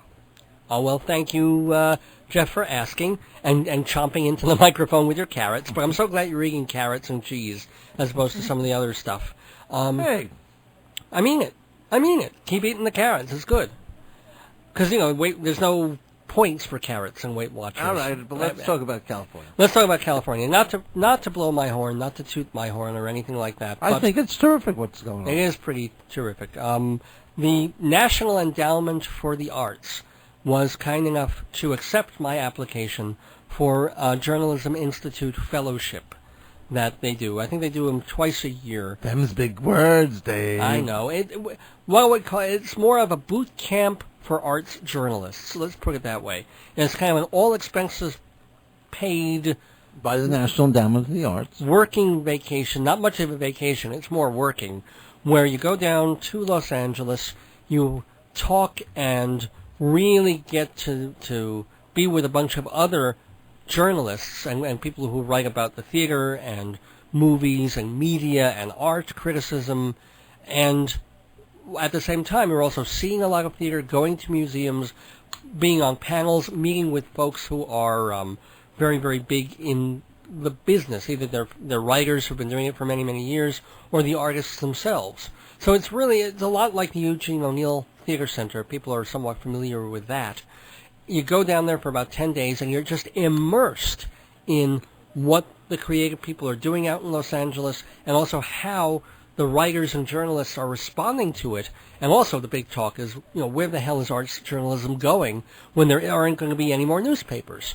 And the whole idea, the whole concept of what is journalism is changing before our eyes, dying or at least maybe transforming into something else. So it's actually a real watershed kind of time, and I'm looking forward to coming out of that with new ideas and maybe recharge my batteries or go in a whole different direction. So I thank the National Endowment for the Arts for allowing me the opportunity to go there and be part of this, because I will say, and I will own up to this completely, I can say, I'm so wonderful, and they love my application, and of course they wanted me. I'm on the radio, and I co-published Performing Arts Insider Theater magazine, and I used to be the editor-in-chief of Playbill.com, and blah, blah, blah. When the truth is, despite all of this, over the years I was rejected 4 times but for this fellowship. On getting this one. Well, thank you, man. I think it's impressive. I with the arts funding going down, No, I'm very grateful and I'm thrilled. And when I saw the email, they sent me an email, I was so shocked because I saw, they're writing back, and I wasn't even going to apply this time. I really wasn't. And I had it in my emails, and a week before I was like, what the heck? And I even went so far as to send it priority or express mail just to make sure it made the deadline. I said, what? And I dashed it off almost. I said, you know what? I'm going to tell the truth, because you have to write a personal essay to go with your application and your resume and your clips and blah, blah, blah. They want a personal essay. And I just, what? I'm going to just tell the truth about what a rotten situation everybody's in right now, and that theater is in tough shape and arts journalism is in much worse shape, and that the only people who are really going to be doing arts journalism anymore are collectors and collators, because everybody's blogging and nobody's going to be paying anybody. I just vomiting out my feelings. What you don't know is when you get at LAX, they're going to shoot you. That's him.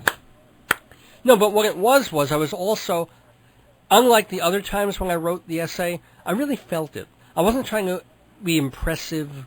I wasn't trying to say, I'm so great, and these are the many things I'm going to do when I get to Los Angeles. This was really about, you asked me about the state of arts journalism. Let me tell you. Let me just, how burned out I am. And I think that came across in a previous one, too. But this time I just let it fly. And then I read it over. After I'd been accepted, I read over the thing that I sent them. I was like, damn, this was good. This really was the best letter that I ever sent them. Because I felt free. I wasn't shackled by the idea of writing a college essay. It was more like, okay, I'm going to tell you where it's at. And I'm going to be real honest and open about it. So good for you, Dave. But again, seeing that email, I almost didn't read it. I was like, here's my rejection letter from the NEA again. And I said, what the hell, let me see.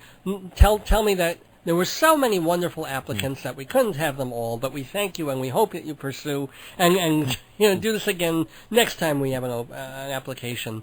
And I opened it up and almost fell out of my chair.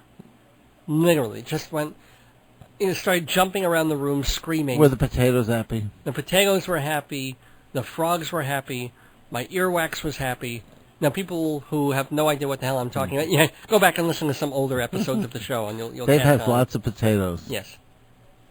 So, again, And that's lots of earwax. that's why I'm going to Los Angeles for a week and a half to immerse myself in LA culture, courtesy of the thing that, who was it, Reagan and some other people wanted to destroy, the National Endowment for the Arts. So your tax dollars are not just paying for Bernie Madoff, and not just paying for GM, and not just paying for bailouts to the banks. Now It's they're paying for me Dave. to go down to Los Angeles and watch Mauritius and Our Town. Good for you, Dave. You just got another 2 people to go to LAX with guns. Thank you. Yeah, my luck will turn into Binghamton, But Hey, I went to school in Binghamton. I graduated from Binghamton. how far away is SUNY Binghamton from where that happened? It's not too far. SUNY Binghamton is actually in Vestal, New York, off of I don't know, it's not like a main parkway, but it's only 5-10 minutes away. Well, these are the best years of our lives. Ha ha ha ha ha ha ha. Thank you. Guess Sure, what time the it is? NEA wanted you. Hey, you know what time it is, Jeff? It's time to tell the people they're listening to WGBB Reports. Your source for information and perspiration. And you are listening to Dave's Gone By, the extra lengthy edition of the show. Thank you so much, by the way, to James and Michelle of the gospel shows that are normally here on Sunday nights. They're, I guess, taking the night off. So we're here at the mics and very happy to be They're here. taking still. it easy. I'm Jeff. I'm not Jeff Goodman. You're Jeff Goodman. I'm Dave Lefkowitz. Speaking of teasing, what? You're taking it tizzy. Taking it easy. Oh, taking the yeah. Well, kind of, except we're working pretty hard here at the mic, and we're doing Inside Broadway, Part 2 now. Going to talk about some theater. This is part 3. Well, that didn't really... Okay, Part 3. That didn't really count as stuff. Oh. I was just bragging about my trip to L.A., so there. Ha ha ha. Which I'll tell you all about. Oh, and by the way, this would be a good time to mention that I will not be here. Dave's Gone By won't be on the air next Sunday, the Sunday after that, or the 26th. This is going to be our last Sunday in It's April. going to be a April hiatus. April hiatus, because I'm going away. But May will And be where are back you with new going? episodes. Oh, this is not Groundhog Day. We're not going to do this over and over again. Oh, Jeff, I see it in your eyes. You're getting a little sleepy. Wake up. I know. Wow, you do see that. Because we got to do some theater reviews Time here. for another carrot stick. Do it up. Okay. So, well, like everybody else, we've been seeing a bunch of shows this time of year, and one of them is the new Broadway comedy, God of Carnage. It's a dark comedy by Yasmina Reza, best known for the big sleeper Broadway hit Art. Almost a decade ago. Remember Art? That was the show about Yes, I do. the guy who buys all white paintings, spends a whole bunch of money on it, and his longtime friends who think they know him backwards and forwards look at him and have kind of a different opinion of him now because he's just spent thousands of dollars on a painting that they have no clue why it's a big white canvas. Cute show. Overlong for what it is. They basically set up the situation, and then it just goes and winds down like a top, losing its steam. Well, I have to say, it's kind of the same thing with Reza's new play, God of Carnage. This is, here's the situation. It's more like a situation comedy now than TV situation comedies, which have a lot more plot. Seinfeld took sitcoms in a whole different direction, and Scrubs, and now they have 3 different plots working at the same time, and there's all this going on. Now on Broadway, it's much more of what we would consider a situation comedy. You plunk people into a room, there's a situation, and they yell at each other for 90 minutes. Well, at least that's what God of Carnage is. What happens is, 2 couples, one a bit of a higher class, although they both make a decent living, and they have their kids in a rather tony, nice school. And young kids, little children, well, one kid has misbehaved and hit the other kid in the face with a stick and knocked a tooth or 2 out and made the other kid really cry and sad. So the parents one set of parents of the victim have invited the other set of parents over to discuss over coffee what to do and how to approach it and how to get the kids together and to make nice and make sure that the kid is punished but in the right way and that perhaps they can even make friends. The kids are not in the play. All we see are the parents. Now, one set of parents, I'm not going to say, the more middle-class parents, are played by Marcia Gay Harden and James Gandolfini. And they've invited this other couple over to the house to try and, to see, obviously, if the other couple will pay the medical bills or the dental bills and stuff like that. The other couple is played by Hope Davis and, pardon me, Jeff Daniels. Jeff Daniels, the marvelous Jeff Daniels. And he's a very high-powered corporate fellow who spins the PR. And his main thing is half the time he's on his cell phone because he's got this corporate disaster happening of this pill that the company that he represents has. And apparently this pill has side effects that the company doesn't really want to get out there to the media. And they found out about these side effects, and he's constantly on the phone trying to keep the pressure cooker down. But he's also part of this little get-together where he's also got to deal with what his son did. So that's what the whole story is. It's about them supposedly behaving in a civilized way and discussing how to make their children get through this issue and who's at fault and what. Well, this being theater and this being the way crazy parents with kids in ridiculously expensive schools behave, pretty soon things are flying, anger is exploding on all sides, everybody's confessing to terrible, miserable feelings, they hate each other, and lots of stuff going on. And there's nothing surprising about it, because you know exactly where this play is going to go right from the very beginning. It is quite amusing for quite a while. But, to me, it is still a 55-minute play that has been pulled out to 90 minutes, so it'd be worth a full Broadway slot. It's kind of like Reza knows what she wants to say about these people. The name of the play is God of Carnage. They're going to turn into animals. They're going to be savage with each other because that is the nature of what people will do when they're up against it.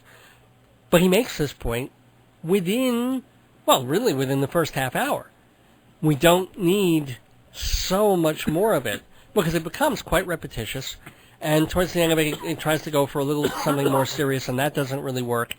And there are funny moments, and I think you've heard about the famous, I don't know if it's famous, but the big scene with Hope Davis. No.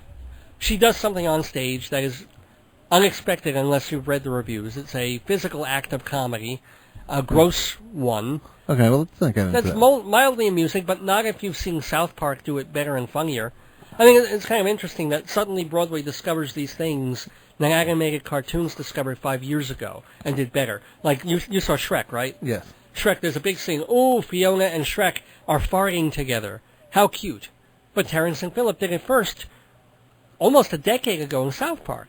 Yes. And funnier. And now we've got something that Monty Python did better 20 years ago. 20 years ago. In The Meaning of Life. That they're doing a God of Carnage, too. So I don't think that's so great. Well, it makes me wonder when people write these long, drawn-out plays, that why they think we want to sit in a theater to be bored for 90 minutes when we could sit in the theater and be entertained and interested for an hour, even with an intermission. You know what I mean? Why, or why not make it a one act? Or, honestly, I would much rather sit in a short 2-act show. Oh, than a long 1 act. Well, I mean, if there were more plot or there were more to it, the play could have held its 90 minutes. Right, but why add that else. extra 30 minutes if you have Because she's just repeating the same themes over. But she couldn't cut. She should have cut. I mean, that's my particular... And the one thing that the play has going for it, and I have to admit, I'm in the minority here, because a lot of the critics loved it. A lot of the critics I respect loved it. And audiences howling, and it's going to be a big hit. There's no question about it. And I'll give all due credit to the 4 actors. We talk about ensemble awards. Well, most shows get ensemble awards because all the actors are good. But in this particular case, they really are terrific. Every single one of them. Marcia Gay Harden, Jeff Daniels, James Gandolfini, Hope Davis. It was just delightful, and great to see her on Broadway again. It is worth seeing, certainly, to see them. It just bothers me that people are calling this so hilarious and so wonderful and so funny. It's not so. It's okay.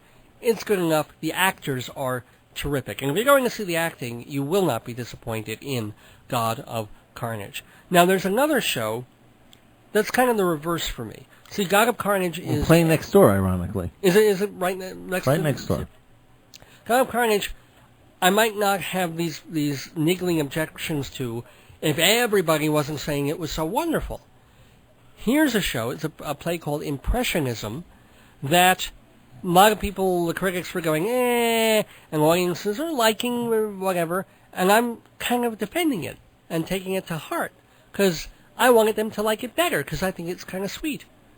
Why don't you tell everybody, Jeff, you saw Impressionism. Well... What's it about, first of all? Impressionism is about a guy who works at an art gallery with this woman, and I think he works there for free. He seems to volunteer his time. Like, I don't know how. I don't know, and it's, well, he's a professional photographer, so I guess that may be how he makes his money. And they seem to have a little dalliance going between them at first. You're not sure how deep the feelings are. But it's a woman who doesn't really want to sell anything that's in her gallery, and she wants to keep all her possessions, it seems. And this guy is teaching her how to let loose of them. Right. Well, yeah, and also she's taught by him and by some of the other people who come into the gallery. And so we're really, what a lot of the critics have objected to is that the first early part of the play doesn't seem to go... I'm not going to say it doesn't go anywhere, but it seems to noodle around a lot. It seems to concentrate on very small things, like muffins. Yeah, but the muffins are brought in later in the play. Yes. And I think you had to do that. And you had to do the things about the paintings that she didn't want to see, the mermaid, and because everything became relevant later. And which is what theater is all about. That's what it is when you write a play. Not everything has to be laid out in front of you, gift wrapped, and said, this is this, this is this, this is this, boom. And it's the opposite of God of Carnage. This is like the playwright laying some little things in there, things that may not make complete sense or may not seem important at first, but they are going to have value later if you have a little patience. Yeah, no, I tended to like it. This again, from what we had all read in the papers previous to its opening, was a 2-act play that was worked down to a 1-act, which is again why I said I'd rather have 2 acts, because I needed time to digest what it was, and it was a rather lengthy 1-act play. That is true. I don't know why they insist on not putting an intermission in. I don't know if it saves money. Well, it does make it a significantly longer feeling evening with an intermission. So what? It's not like you're running home for anything. Well, I am. I'm running to catch a train, usually. Well, you're an idiot with that. I've told you about that before. I don't let my life be run by train schedules, and that's why I can't stand the Long Island Railroad. And that's 11:27, and I have to catch a 10:42, and the 9:58. I mean... Well, wouldn't it be wonderful if they came every half hour and then you wouldn't worry about it so much? But if they come every hour or more than an hour, I do worry, because if I miss my train, I don't want to be standing around for 59 minutes. Yeah, but why do you want to be, that's what's... that whole thing started with... The first time I ever saw stuff like that was like Westbury Music Hall, Music Fair, remember that? Yeah. And they'd have these shows there, usually starring Barbara Eden. And even though they weren't that good, which they were fine, but the shows themselves were good. I mean, I'll never forget stuff like Will Rogers' Follies, and towards the end where he's having this big catharsis, people are leaving because they want to be the first one out of the parking lot. They didn't want to get hit with this gigantic traffic jam, and it's like I just feel like people run out of the theater because they have to catch this train. It's like, and it's so funny because the last time we were going home, you asked me, what train am I planning on getting? And my answer was... Whenever it is. The next one. The next one, yeah. Next one. I think that is a healthier and a better attitude.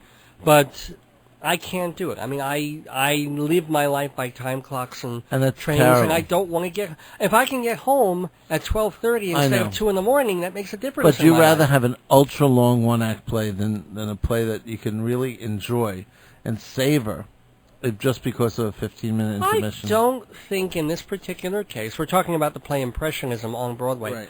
that it would. Still think if they'd thrown an intermission in, people still would have complained about the first act being minor. If anything, the way it was like, oh, well, then things picked up in the second act. Which is fine, but I would have liked to have just taken a break, because the end of it, the end of the first act is pretty intense. You go, you meet the African, you go to Africa, you go, you meet the Muffin Man. I have to say that is one of the things that really woke up. Well, not woke up the second, because I kind of like the play all the way through. Well, the secondary characters were all terrific. Marsha Mason was fantastic. Oh, really? I thought it was a very minor role that she didn't. She was fine, but I think I don't know if that role was so important or as important as it ought to have been. Oh, I thought it was really important because okay. it brought. Remember, she was talking about pictures she wanted to bring to her daughter to make her daughter feel guilty, and then the way that who's it, Diana Wiest? Who's the actress in the? Oh no, Joan Allen. Joan Allen. I'm sorry. Yeah. I love her and I like her. And by the way, Jeremy Irons is the guy, and Right. he's fantastic. I mean, the just rapport between the two of them is wonderful. But the Joan Allen character is kind of the gallery owner. Yeah. Yeah, she has a whole different recollection of this, and we get into her her thoughts. A lot of the scenes, they go back to the thoughts of how these paintings are relating to different people. Yes. And I think that's wonderful, and I'd like to have taken the time to savor those scenes and go, oh, isn't that interesting? And I would like an intermission so I could sit and discuss with other people. Wow, I wonder, because I didn't have any idea where anything was leading in this show. I mean, you had a little idea, but not really. Well, I will too say much. it was a bit of a shock towards the very end when you realize it is going to be a romance. Because it's not really there. I mean, No.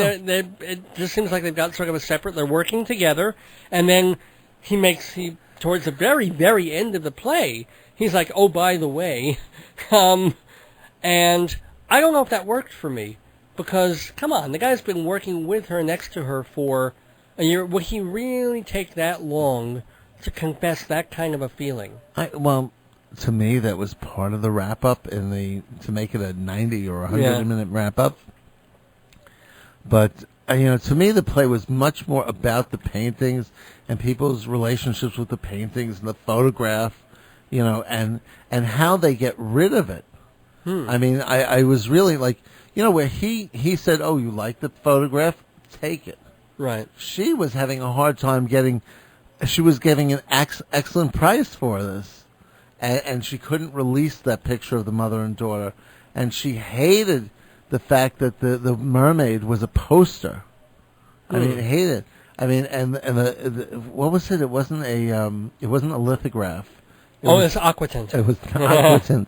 And I remember the critics and some of it was saying when they first wrote about Impressionism, they said, oh, the playwright is dwelling on this stupid stuff like cupcakes and muffins, and whether it's a lithograph or an aquatint. And yes, it is germane. But it's such an interesting thing because, it comes out. There's some great lines that come out from the aquatint thing, and I could say about. And the more you talk about the play, the more now I even like it, because you're reading deep stuff into it that makes me want to see it again to really kind of suss it, because I was missing stuff and all these connections between. I mean, I was seeing it, but as you said, because it all goes by in one act and kind of a thing. That's why you need an intermission. Okay, yeah. And I mean, and I got that a lot with the Marsha Mason character, because even though she was hilarious. But let's please make the time to also just to talk about Andre de Shields.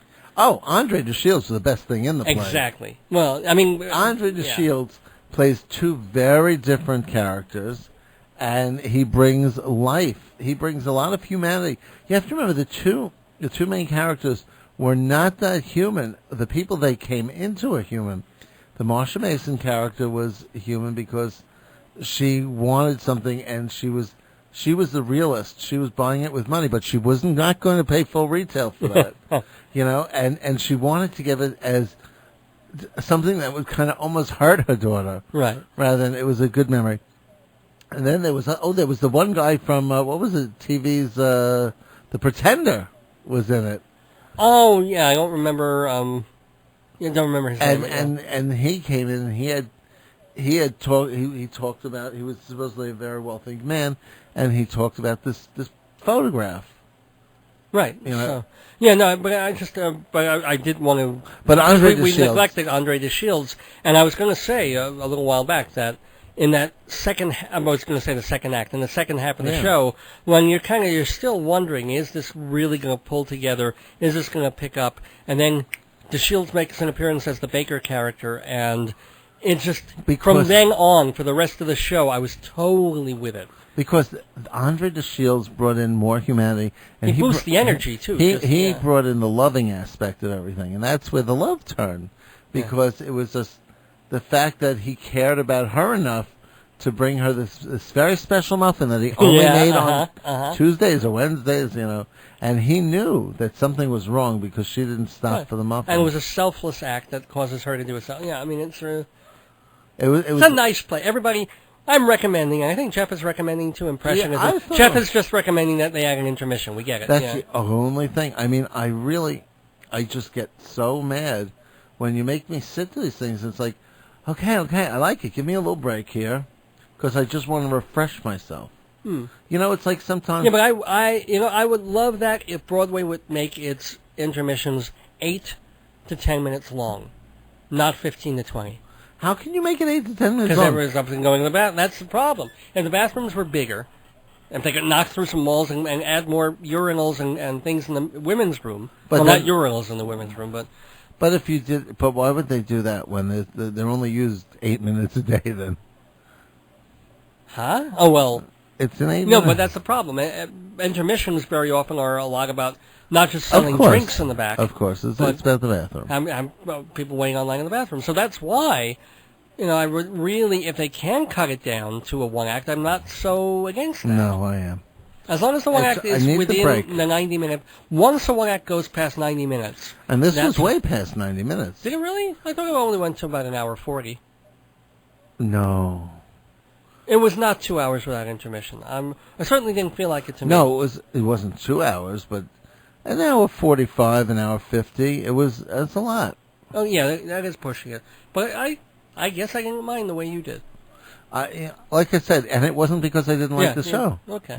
I want to talk. By the way, we're doing Inside Broadway here on this very super long. No, I've changed the theme. You know that. I know, but I like that theme. Now it's from West Side Story. Da da da da da da da da. Inside Broadway. I know, but I like the other theme. As part of Dave's Gone By, I just want to mention a couple of off-Broadway shows that I've seen recently, and wanted to share my thoughts with you. I don't know if that's a complete sentence or not. Please share your thoughts of... Well, they've revived Our Town again in a production coming from... What do you mean, What do you mean, Jeff Goodman? Why don't we do a show with no set? And go ahead. Well, actually, this one does have a set, but you only see it for a short amount of time, which is one of the quote-unquote surprises of this production that came out of Chicago, directed and starring David Cromer. He's this hot, young-ish director from the Midwest. He also did that sleeper last season, The Adding Machine, where they did that musical that shouldn't have been any good at all, and it turned out to be. And one of the reasons it was so good was it was really well directed. Well, Cromer has now worked a bit of his magic on Our Town. Granted, one of the great war horses of American theater, but it is also, as much as it is a war horse, it is also truly a great work of art. And so it's always good to see Our Town. And they do it there's a lot of, the Shakespeare line, 2 hours of traffic on the stage. This has legitimate, real traffic. They're doing it in this smallish theater with thrust stage, nothing really much, just chairs with the audience on three sides around them. And costumes, not really of the period for the most part. They seemed almost more modern than anything else. Nothing particularly special there. And a lot of people walking around, coming in, going out. They're getting the life of the town really through movement and through just the way that people are interacting with each other, rather than sort of that old way of doing Our Town where everybody's set in a kitchen, even though the kitchen doesn't have appliances. They're just mining, doing all the stuff. Here they're not only mining, everything is mined. There's nothing there except chairs and an open space. Not even really, they have a back wall to work with, but that's about it. Well, you know the story of Our Town. Why don't you share the what happens? No?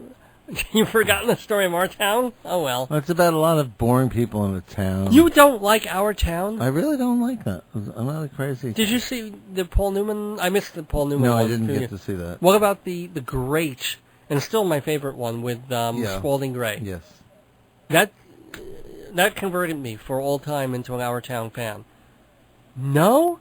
Why do you find it boring?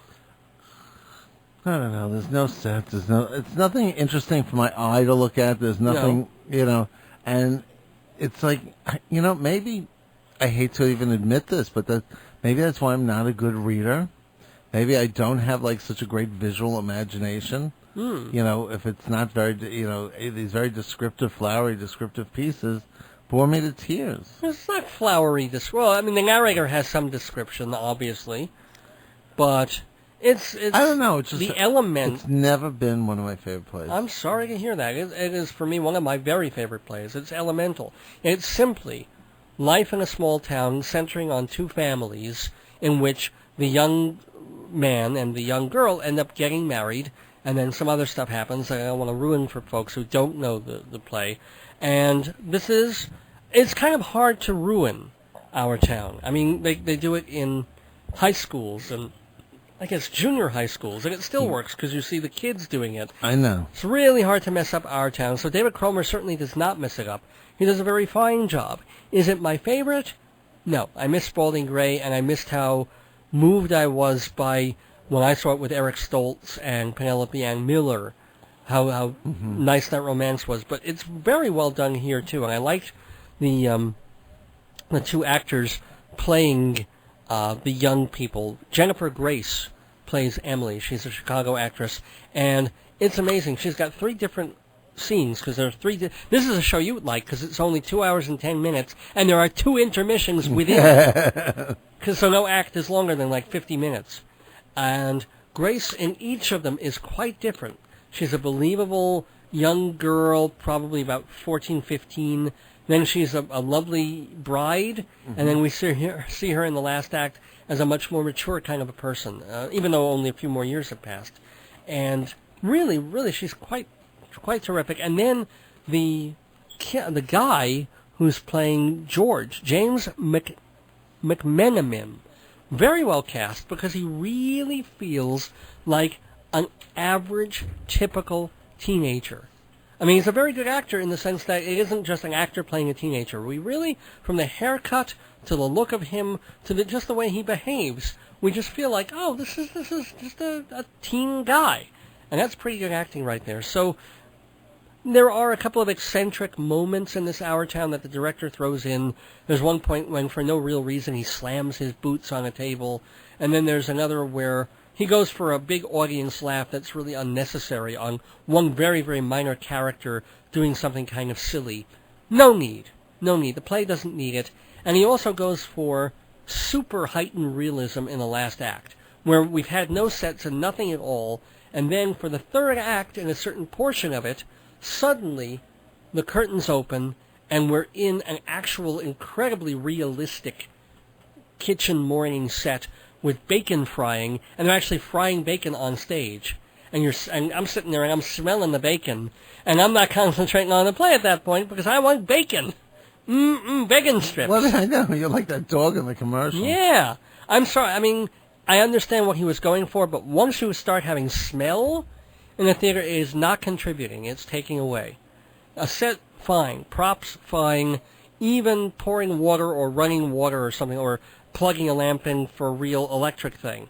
But if you're going to have food cooking, I've seen this time and again, it's all it is distracting. It's like when you're in a theater where there isn't anything involved with food in the actual show, but it's towards the end of the first act and you smell that they're brewing coffee in the lobby.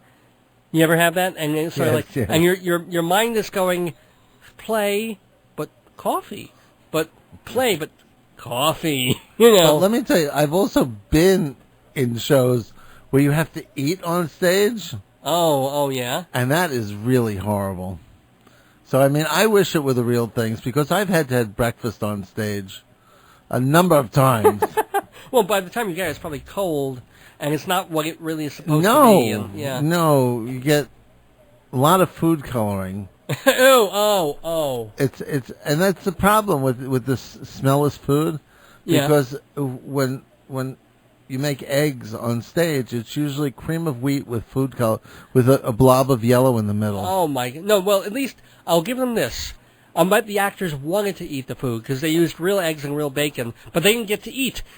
That's the sad part. In the scene doesn't go on long enough. But I'm telling you, it's like, I wish that, because in the one play I'm thinking about, that actually was cooking, and she had to plate the scrambled eggs, and of course it's just, she's cooking and something. She's just moving around some cream of wheat, and I'm going. And I'll never forget this. In my head, I'm doing my line. I'm going, please, Pat, don't give me too much. And it depends on how she likes you that day. Because we had to finish our food. Oh, that's so funny. I kind of pissed her off one day, and I did get like a humongous plate of scrambled eggs, cream of wheat. It was like, oh my God. And I just saw, and that's the things people play, the games they play on you on stage. It's like, because I just knew, I knew what I did wrong to her. And I saw it in her face when she would turn upstage. Yeah. And I got the look, and I went, oh, okay, I'm going to hate this. And did you have to talk while you were eating? Oh, yeah. Well, you had, haven't you didn't haven't acted a lot, have you? Not a lot, no. Okay. Because this show, it was quite a lot you had to do, and you had to eat in rhythm, too. Oh, so man. It was like, so I kind of knew, what you're trying to do is you try and take your biggest mouthfuls in the beginning, so you can kind of keep having and having and having. Don't hit the table. Oh, yeah, sorry. Yeah. So it's just horrible, because I just had all this cream of wheat to eat, and then I'd have to swallow and say my line. That was like, it was killing my timing. It was a comedy. Oh, so it was like. So wait, I know the two shows you were in. Was it either The Foreigner or was it was The Foreigner? Yeah, was this one. This one that was like, there was the scene, the mirror image scene where he eats. Well, the let me egg. ask you something. Why couldn't they just make eggs? What? Why did it have to be cream of wheat? Oh, because eggs. Well, first of all, you can't have that runny egg center, and it just had to be something you can swallow without being. And it had to be able to stay. I mean, if you had cold eggs, that would be worse. And the consistency of egg, you can't get it all off the plate. Oh, that's right. Yeah. So what you get is something, I mean, sometimes they'd sugar it, and sometimes they'd forget to sugar it. Because if it was like sugar cream of wheat, it was like, okay. Maple syrup would work.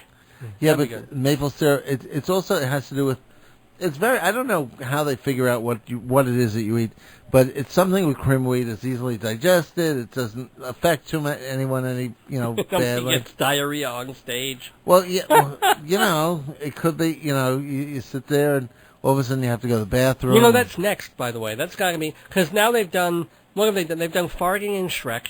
They've done some other bodily excretion in this play. And we've had sex in God of Carnage. We've had sex in many plays. Right. We've had masturbation in several. And Sam Shepard's Curse of the Starving Class has onstage urination.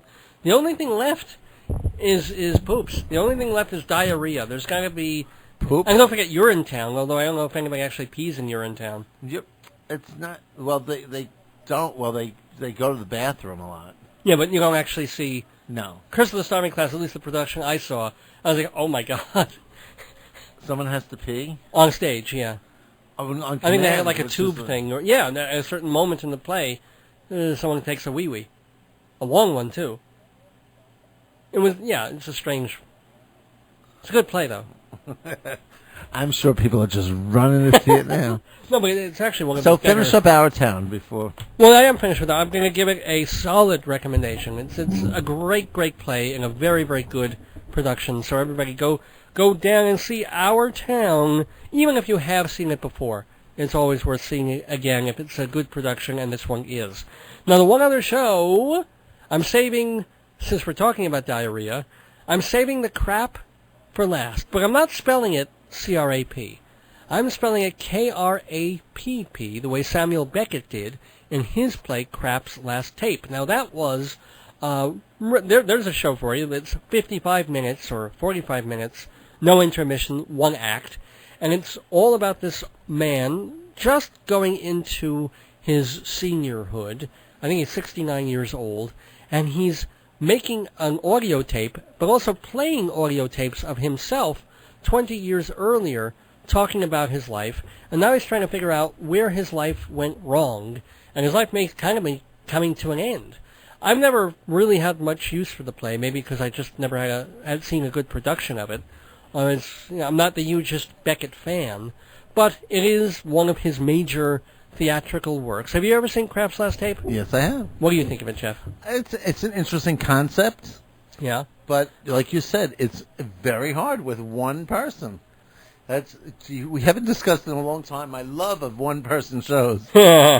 You say that sarcastically, yeah. Yes, I'm not a big fan of them, so... They can be great, but Krapp's Last Tape has never done it for me. Well, this is well, maybe like... Bobby Moore should do it. Well, you know. But here's the ultimate meta-theater idea. There's a play called Krapp 39 that a younger actor has done. He's a fellow named Michael Lawrence, and he is... It's sort of based on his life. Let me see if I can explain this properly. I'll probably get it all confused. But when he was 29, he performed Krapp's Last Tape and taped it, audio taped it. So now he's 39, and he's listening back to the tapes of himself doing Krapp's Last Tape, and he's also documenting himself now at 39, his marriage, his fatherhood, and also his not-so-amazing career in theater and what he's been doing for all these years, and also his relationship to Samuel Beckett and to the play. Now, sounds like it could be very pretentious and high, but it isn't like that at all. It sounds very open and honest, actually. Yeah, and that's what's cool about it. He plays answering machine messages to and from himself, from his friends, and discussing the play, and also discussing what's going wrong with his life. He also it's really, really clever in what he does. It's multimedia. So all the props that he uses are laid out on this table, but we can't really see them very well from where we are. So he's, a lot of the times, holding a video camera. And while he's talking or while he's playing messages or playing audio, he's moving over the table with the video camera, and we're watching on a screen an object that may figure into what he's what is being talked about. And it's very, very cleverly done. So I've got to give it to him. He's taken, for me, a not terribly interesting play and made something of a more interesting piece. I have to confess, my fault. When I went to see it, I was exhausted. I had come from a conference thing, and it's a crazy time at Broadway. I had a busy, very busy week. As we discussed about an hour and a half ago. By the way, I just inside Broadway well after 1 o'clock. By the way, well after 1. Yeah, that's right. We are here well after 1 o'clock. It's an hour since we started inside Broadway. But I wish I had been a little more alert, because I'm going to give it a recommendation. But I have to say I had a lot of trouble keeping my eyes open through parts of it. But I don't blame the actor, and I don't blame the piece. I think it's a very interesting show. But I do have to be honest and say I was fighting the old Demon Sandman throughout it. Was this his own production, or was this part of the Soho Rep production? Oh, I don't know. It's at Soho Playhouse, not Soho Repertory Theater. Oh, okay. So yeah, no, it's probably a rental. I don't know who the actual producer is. Maybe he's a co-producer of it. Because it sounds like a wonderful little Very I honest. recommend it. It's a real. I wish I'd seen it under a different frame of mind. Where I've been 11 in the morning. Where I'd be Maybe bright go eyed back and bushy to tailed. see it over the summer. Yeah, but it's still playing. I think it's only running another couple of weeks. Oh. But Maybe we'll tape it, watch it in 10 years. yeah, I mean, I like I like the way he's doing it, and he's planning on doing something else when he's 59 years old. Just like Krapp, he's going to wait 20 years, and then probably reflect on this piece as well. So it becomes this lifelong meta theater kind of You're thing. now part of the. You are going to be part of the next show. Well, just my being in the audience? Yeah. And you're reviewing it because you've actually affected his life. Well, in a manner of speaking, who knows? I doubt it, but who knows, Maybe he'll play this radio show on the next.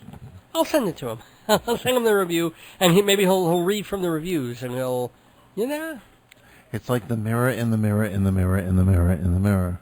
or the I'm tired now, so I'm going to blow the joke. What's that chorus line song? All I need is the mirror in the mirror. All I need is the music and the mirror. And the mirror, yeah.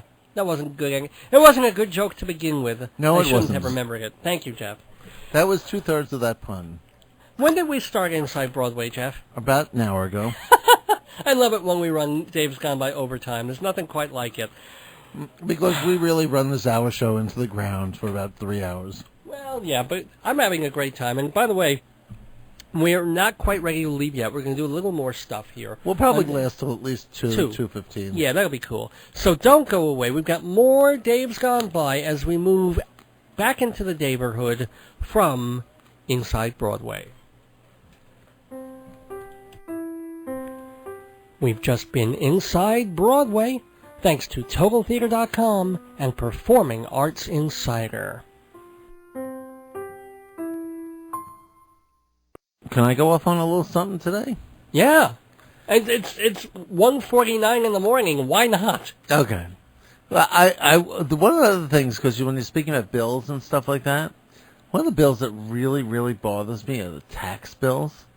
Oh, bill. You mean we bills get. like you get in the mail? Yeah. Bills. Yeah.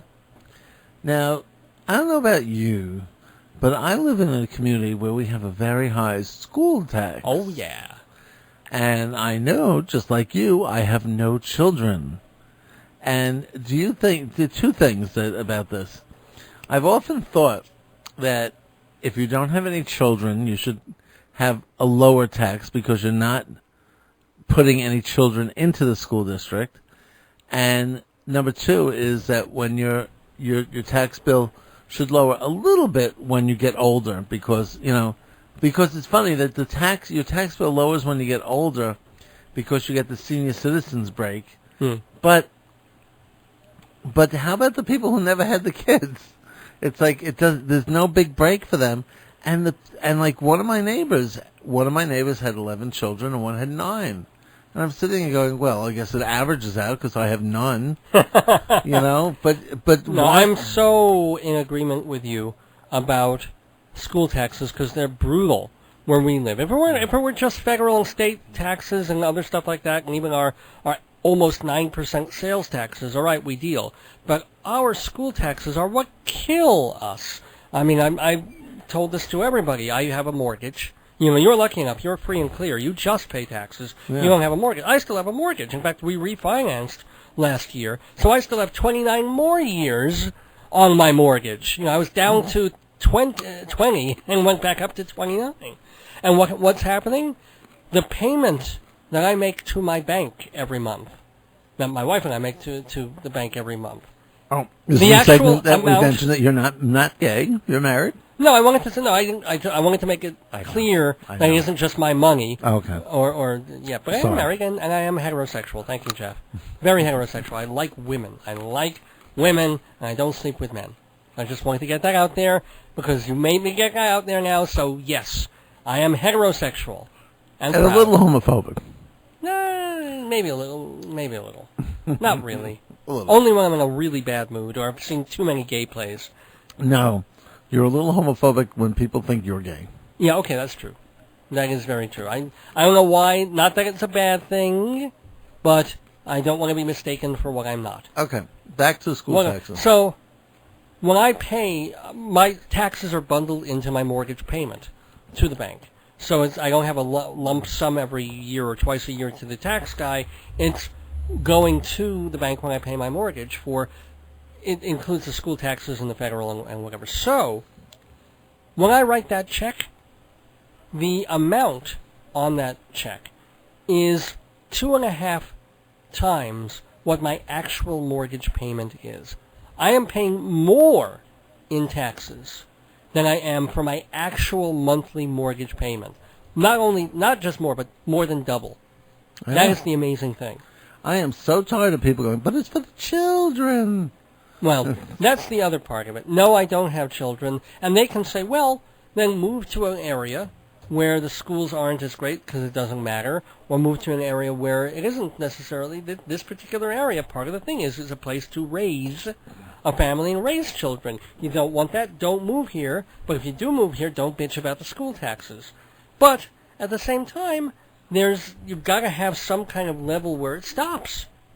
Even, because school taxes here were always high.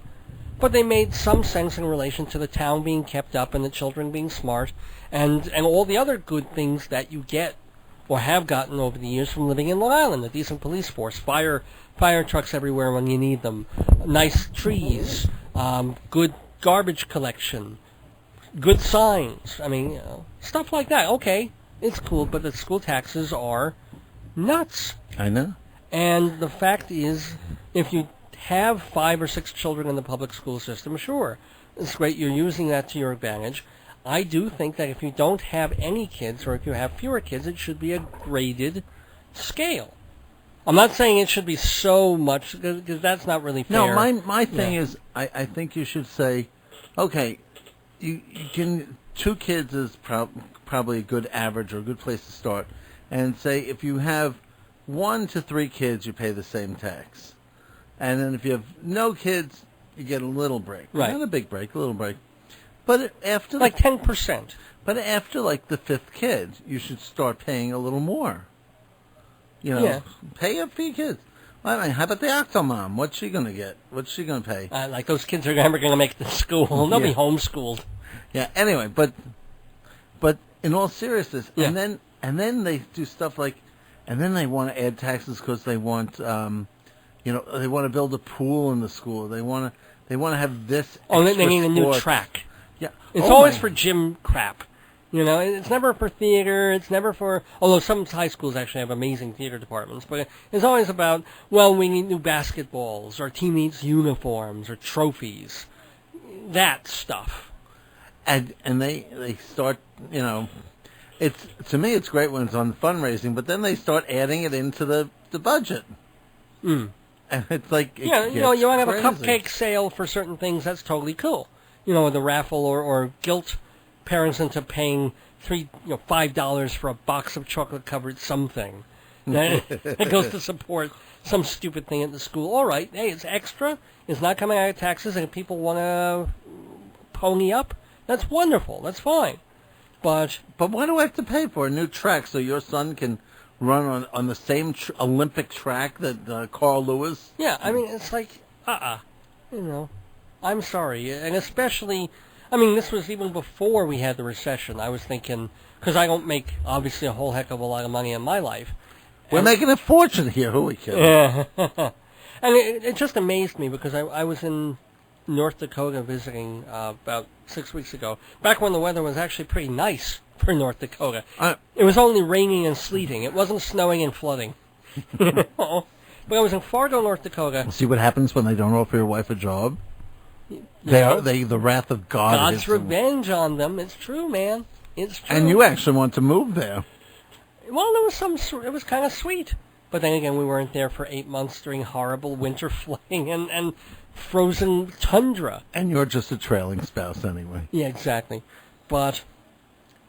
looking just for the hell of it at real estate out there, and the fact that a nice little house, is $120,000, and the taxes are $3,000, you can live like that. And it's not as if, okay, maybe their services are not as much, and maybe their downtown is not like Long Island downtown and blah, blah. Still, do taxes really have to push from $8, $9, $10,000 for a normal, whatever, 60 by 100 basic Cape kind of house. 60 by 100, Tudor. 3-bedroom, 1 bath, you know? Yeah, I mean, it amazed. Even when we went to Ohio, okay, it was a little more in Ohio. So the houses there were more like $200,000 for equivalent kind of housing. Still, it was $3,000-4,000, and they felt their taxes were high at $4,000. Yeah. But they had a lot of malls there, so I guess those had to be kept up. I don't get it. Something has to, and nothing's ever done. As you said, Jeff, as you said, people don't do anything about. They bitch about taxes left and right, but when it comes to the schools, the children, gotta have everything for the children. And I'm like, you know what?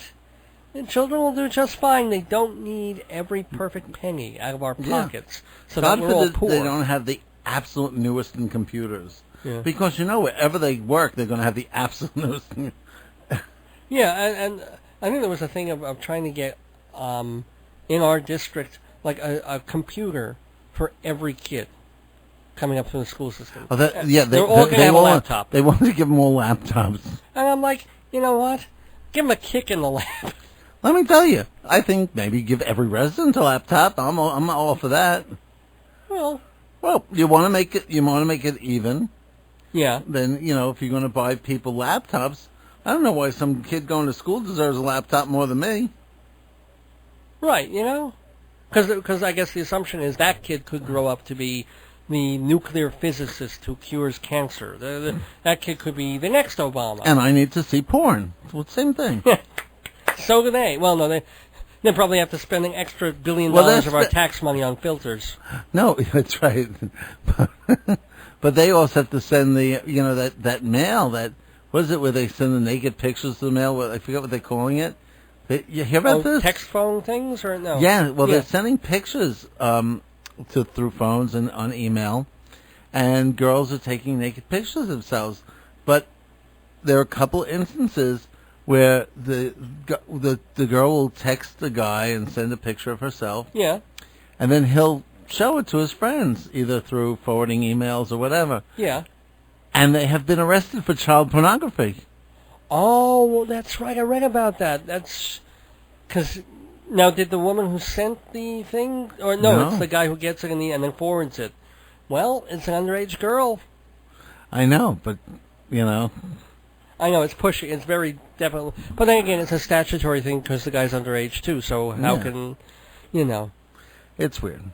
But anyway, but God forbid we don't have that in our school system. Yeah. Oh, yeah. No, we just have drugs. No. I said, but even better computers. Don't forget to go to YouTube and look for Shalom Dammit, Rabbi Saul Solomon's show. Don't forget to go to PerformingArtsInsider.com. Don't forget to go to TotalTheater.com, and especially, please go to davesgoneby.org to find out more about this program, the history of the show. You can hear. Oh, I didn't even get to say this.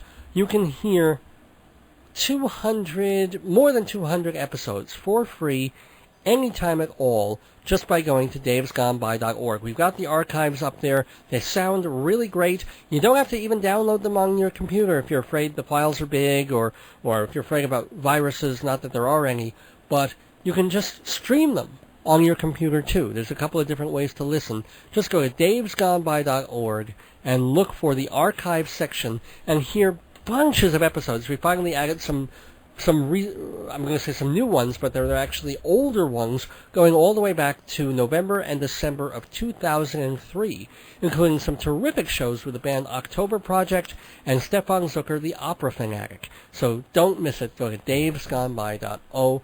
And remember, May 5th, Tuesday night at the Players Theater on McDougal Street, I start my new live talk show. It's not on the radio. It's an actual live cabaret talk show that's also being taped for webcast on StageBuddy.com. It's called Stage Buddy Talk, and our first guest that night will be Melba Moore, and we've got some other really cool guests who are going to be part of that as well. So don't miss it. I want to thank my guest co-host Jeff Goodman for hanging with me these 4 wonderful happy hours. Thank you, Jeff Goodman. Sleepy Jeff. You're like Sleepy Jeff of the Wiggles. Mike, I really appreciate all your help and for the energy and the fun that you bring to this program every time you're here. So, let me just crank this over to make sure we're playing the last thing of the night. It's 2:58 a.m. We get to do one more legal ID. You're listening to WGBB for Report. Yes, you are, ladies and gentlemen. And thank you also to James and Michelle and the Gospel folks for letting us be on at this hour tonight on WGBB. So, happy Passover, happy Easter, happy everything, everybody. Make it a good week. Don't get into a Binghamton mood. Make it a Passover mood. Don't be vindictive like God. Be happy like Jesus. Well, no. Jesus was he had a bad mood too. Who can be happy like Mr. Rogers, or what's very Passover-ish? The Indira Gandhi. Eat lots of matzah. That would be a good thing. Be like the Gandhi. Well, yeah. I don't know who you should be like. Just make it a good one. Feel good. Be like Ike. People liked him. This is Dave Lefkowitz. And Jeff Goodman. One reminder. The other thing is, we will not be here next week. We will not be here the week after that. We will not be here the week after that. We won't be here for the rest of the month of March. No, we won't be here for the rest of the month of March, or April either. This is April. That's how exhausted we are, ladies and gentlemen. No, because I'm going away. So our next Dave's Gone By is and thank the National Endowment for the Arts. Well, yes. I'd like to thank them for taking Dave away. In a straitjacket, probably. So, yeah. I'm starting to sound like Diane Keaton and Annie Hall. Yeah, la-da, yeah. Not only is, well, let's see, what, 1, 2, 3, May 3rd is when we will be back with a new episode of Dave's Gone By, back from L.A., and back with bunches of things to talk about, and hopefully have enough time, like we did tonight, to talk about them. So everybody, be well. This is Dave Lefkowitz. And Jeff Goodman. Wishing you good night. Happy Passover, happy Easter, happy everything, and gone by. Dave's gone by.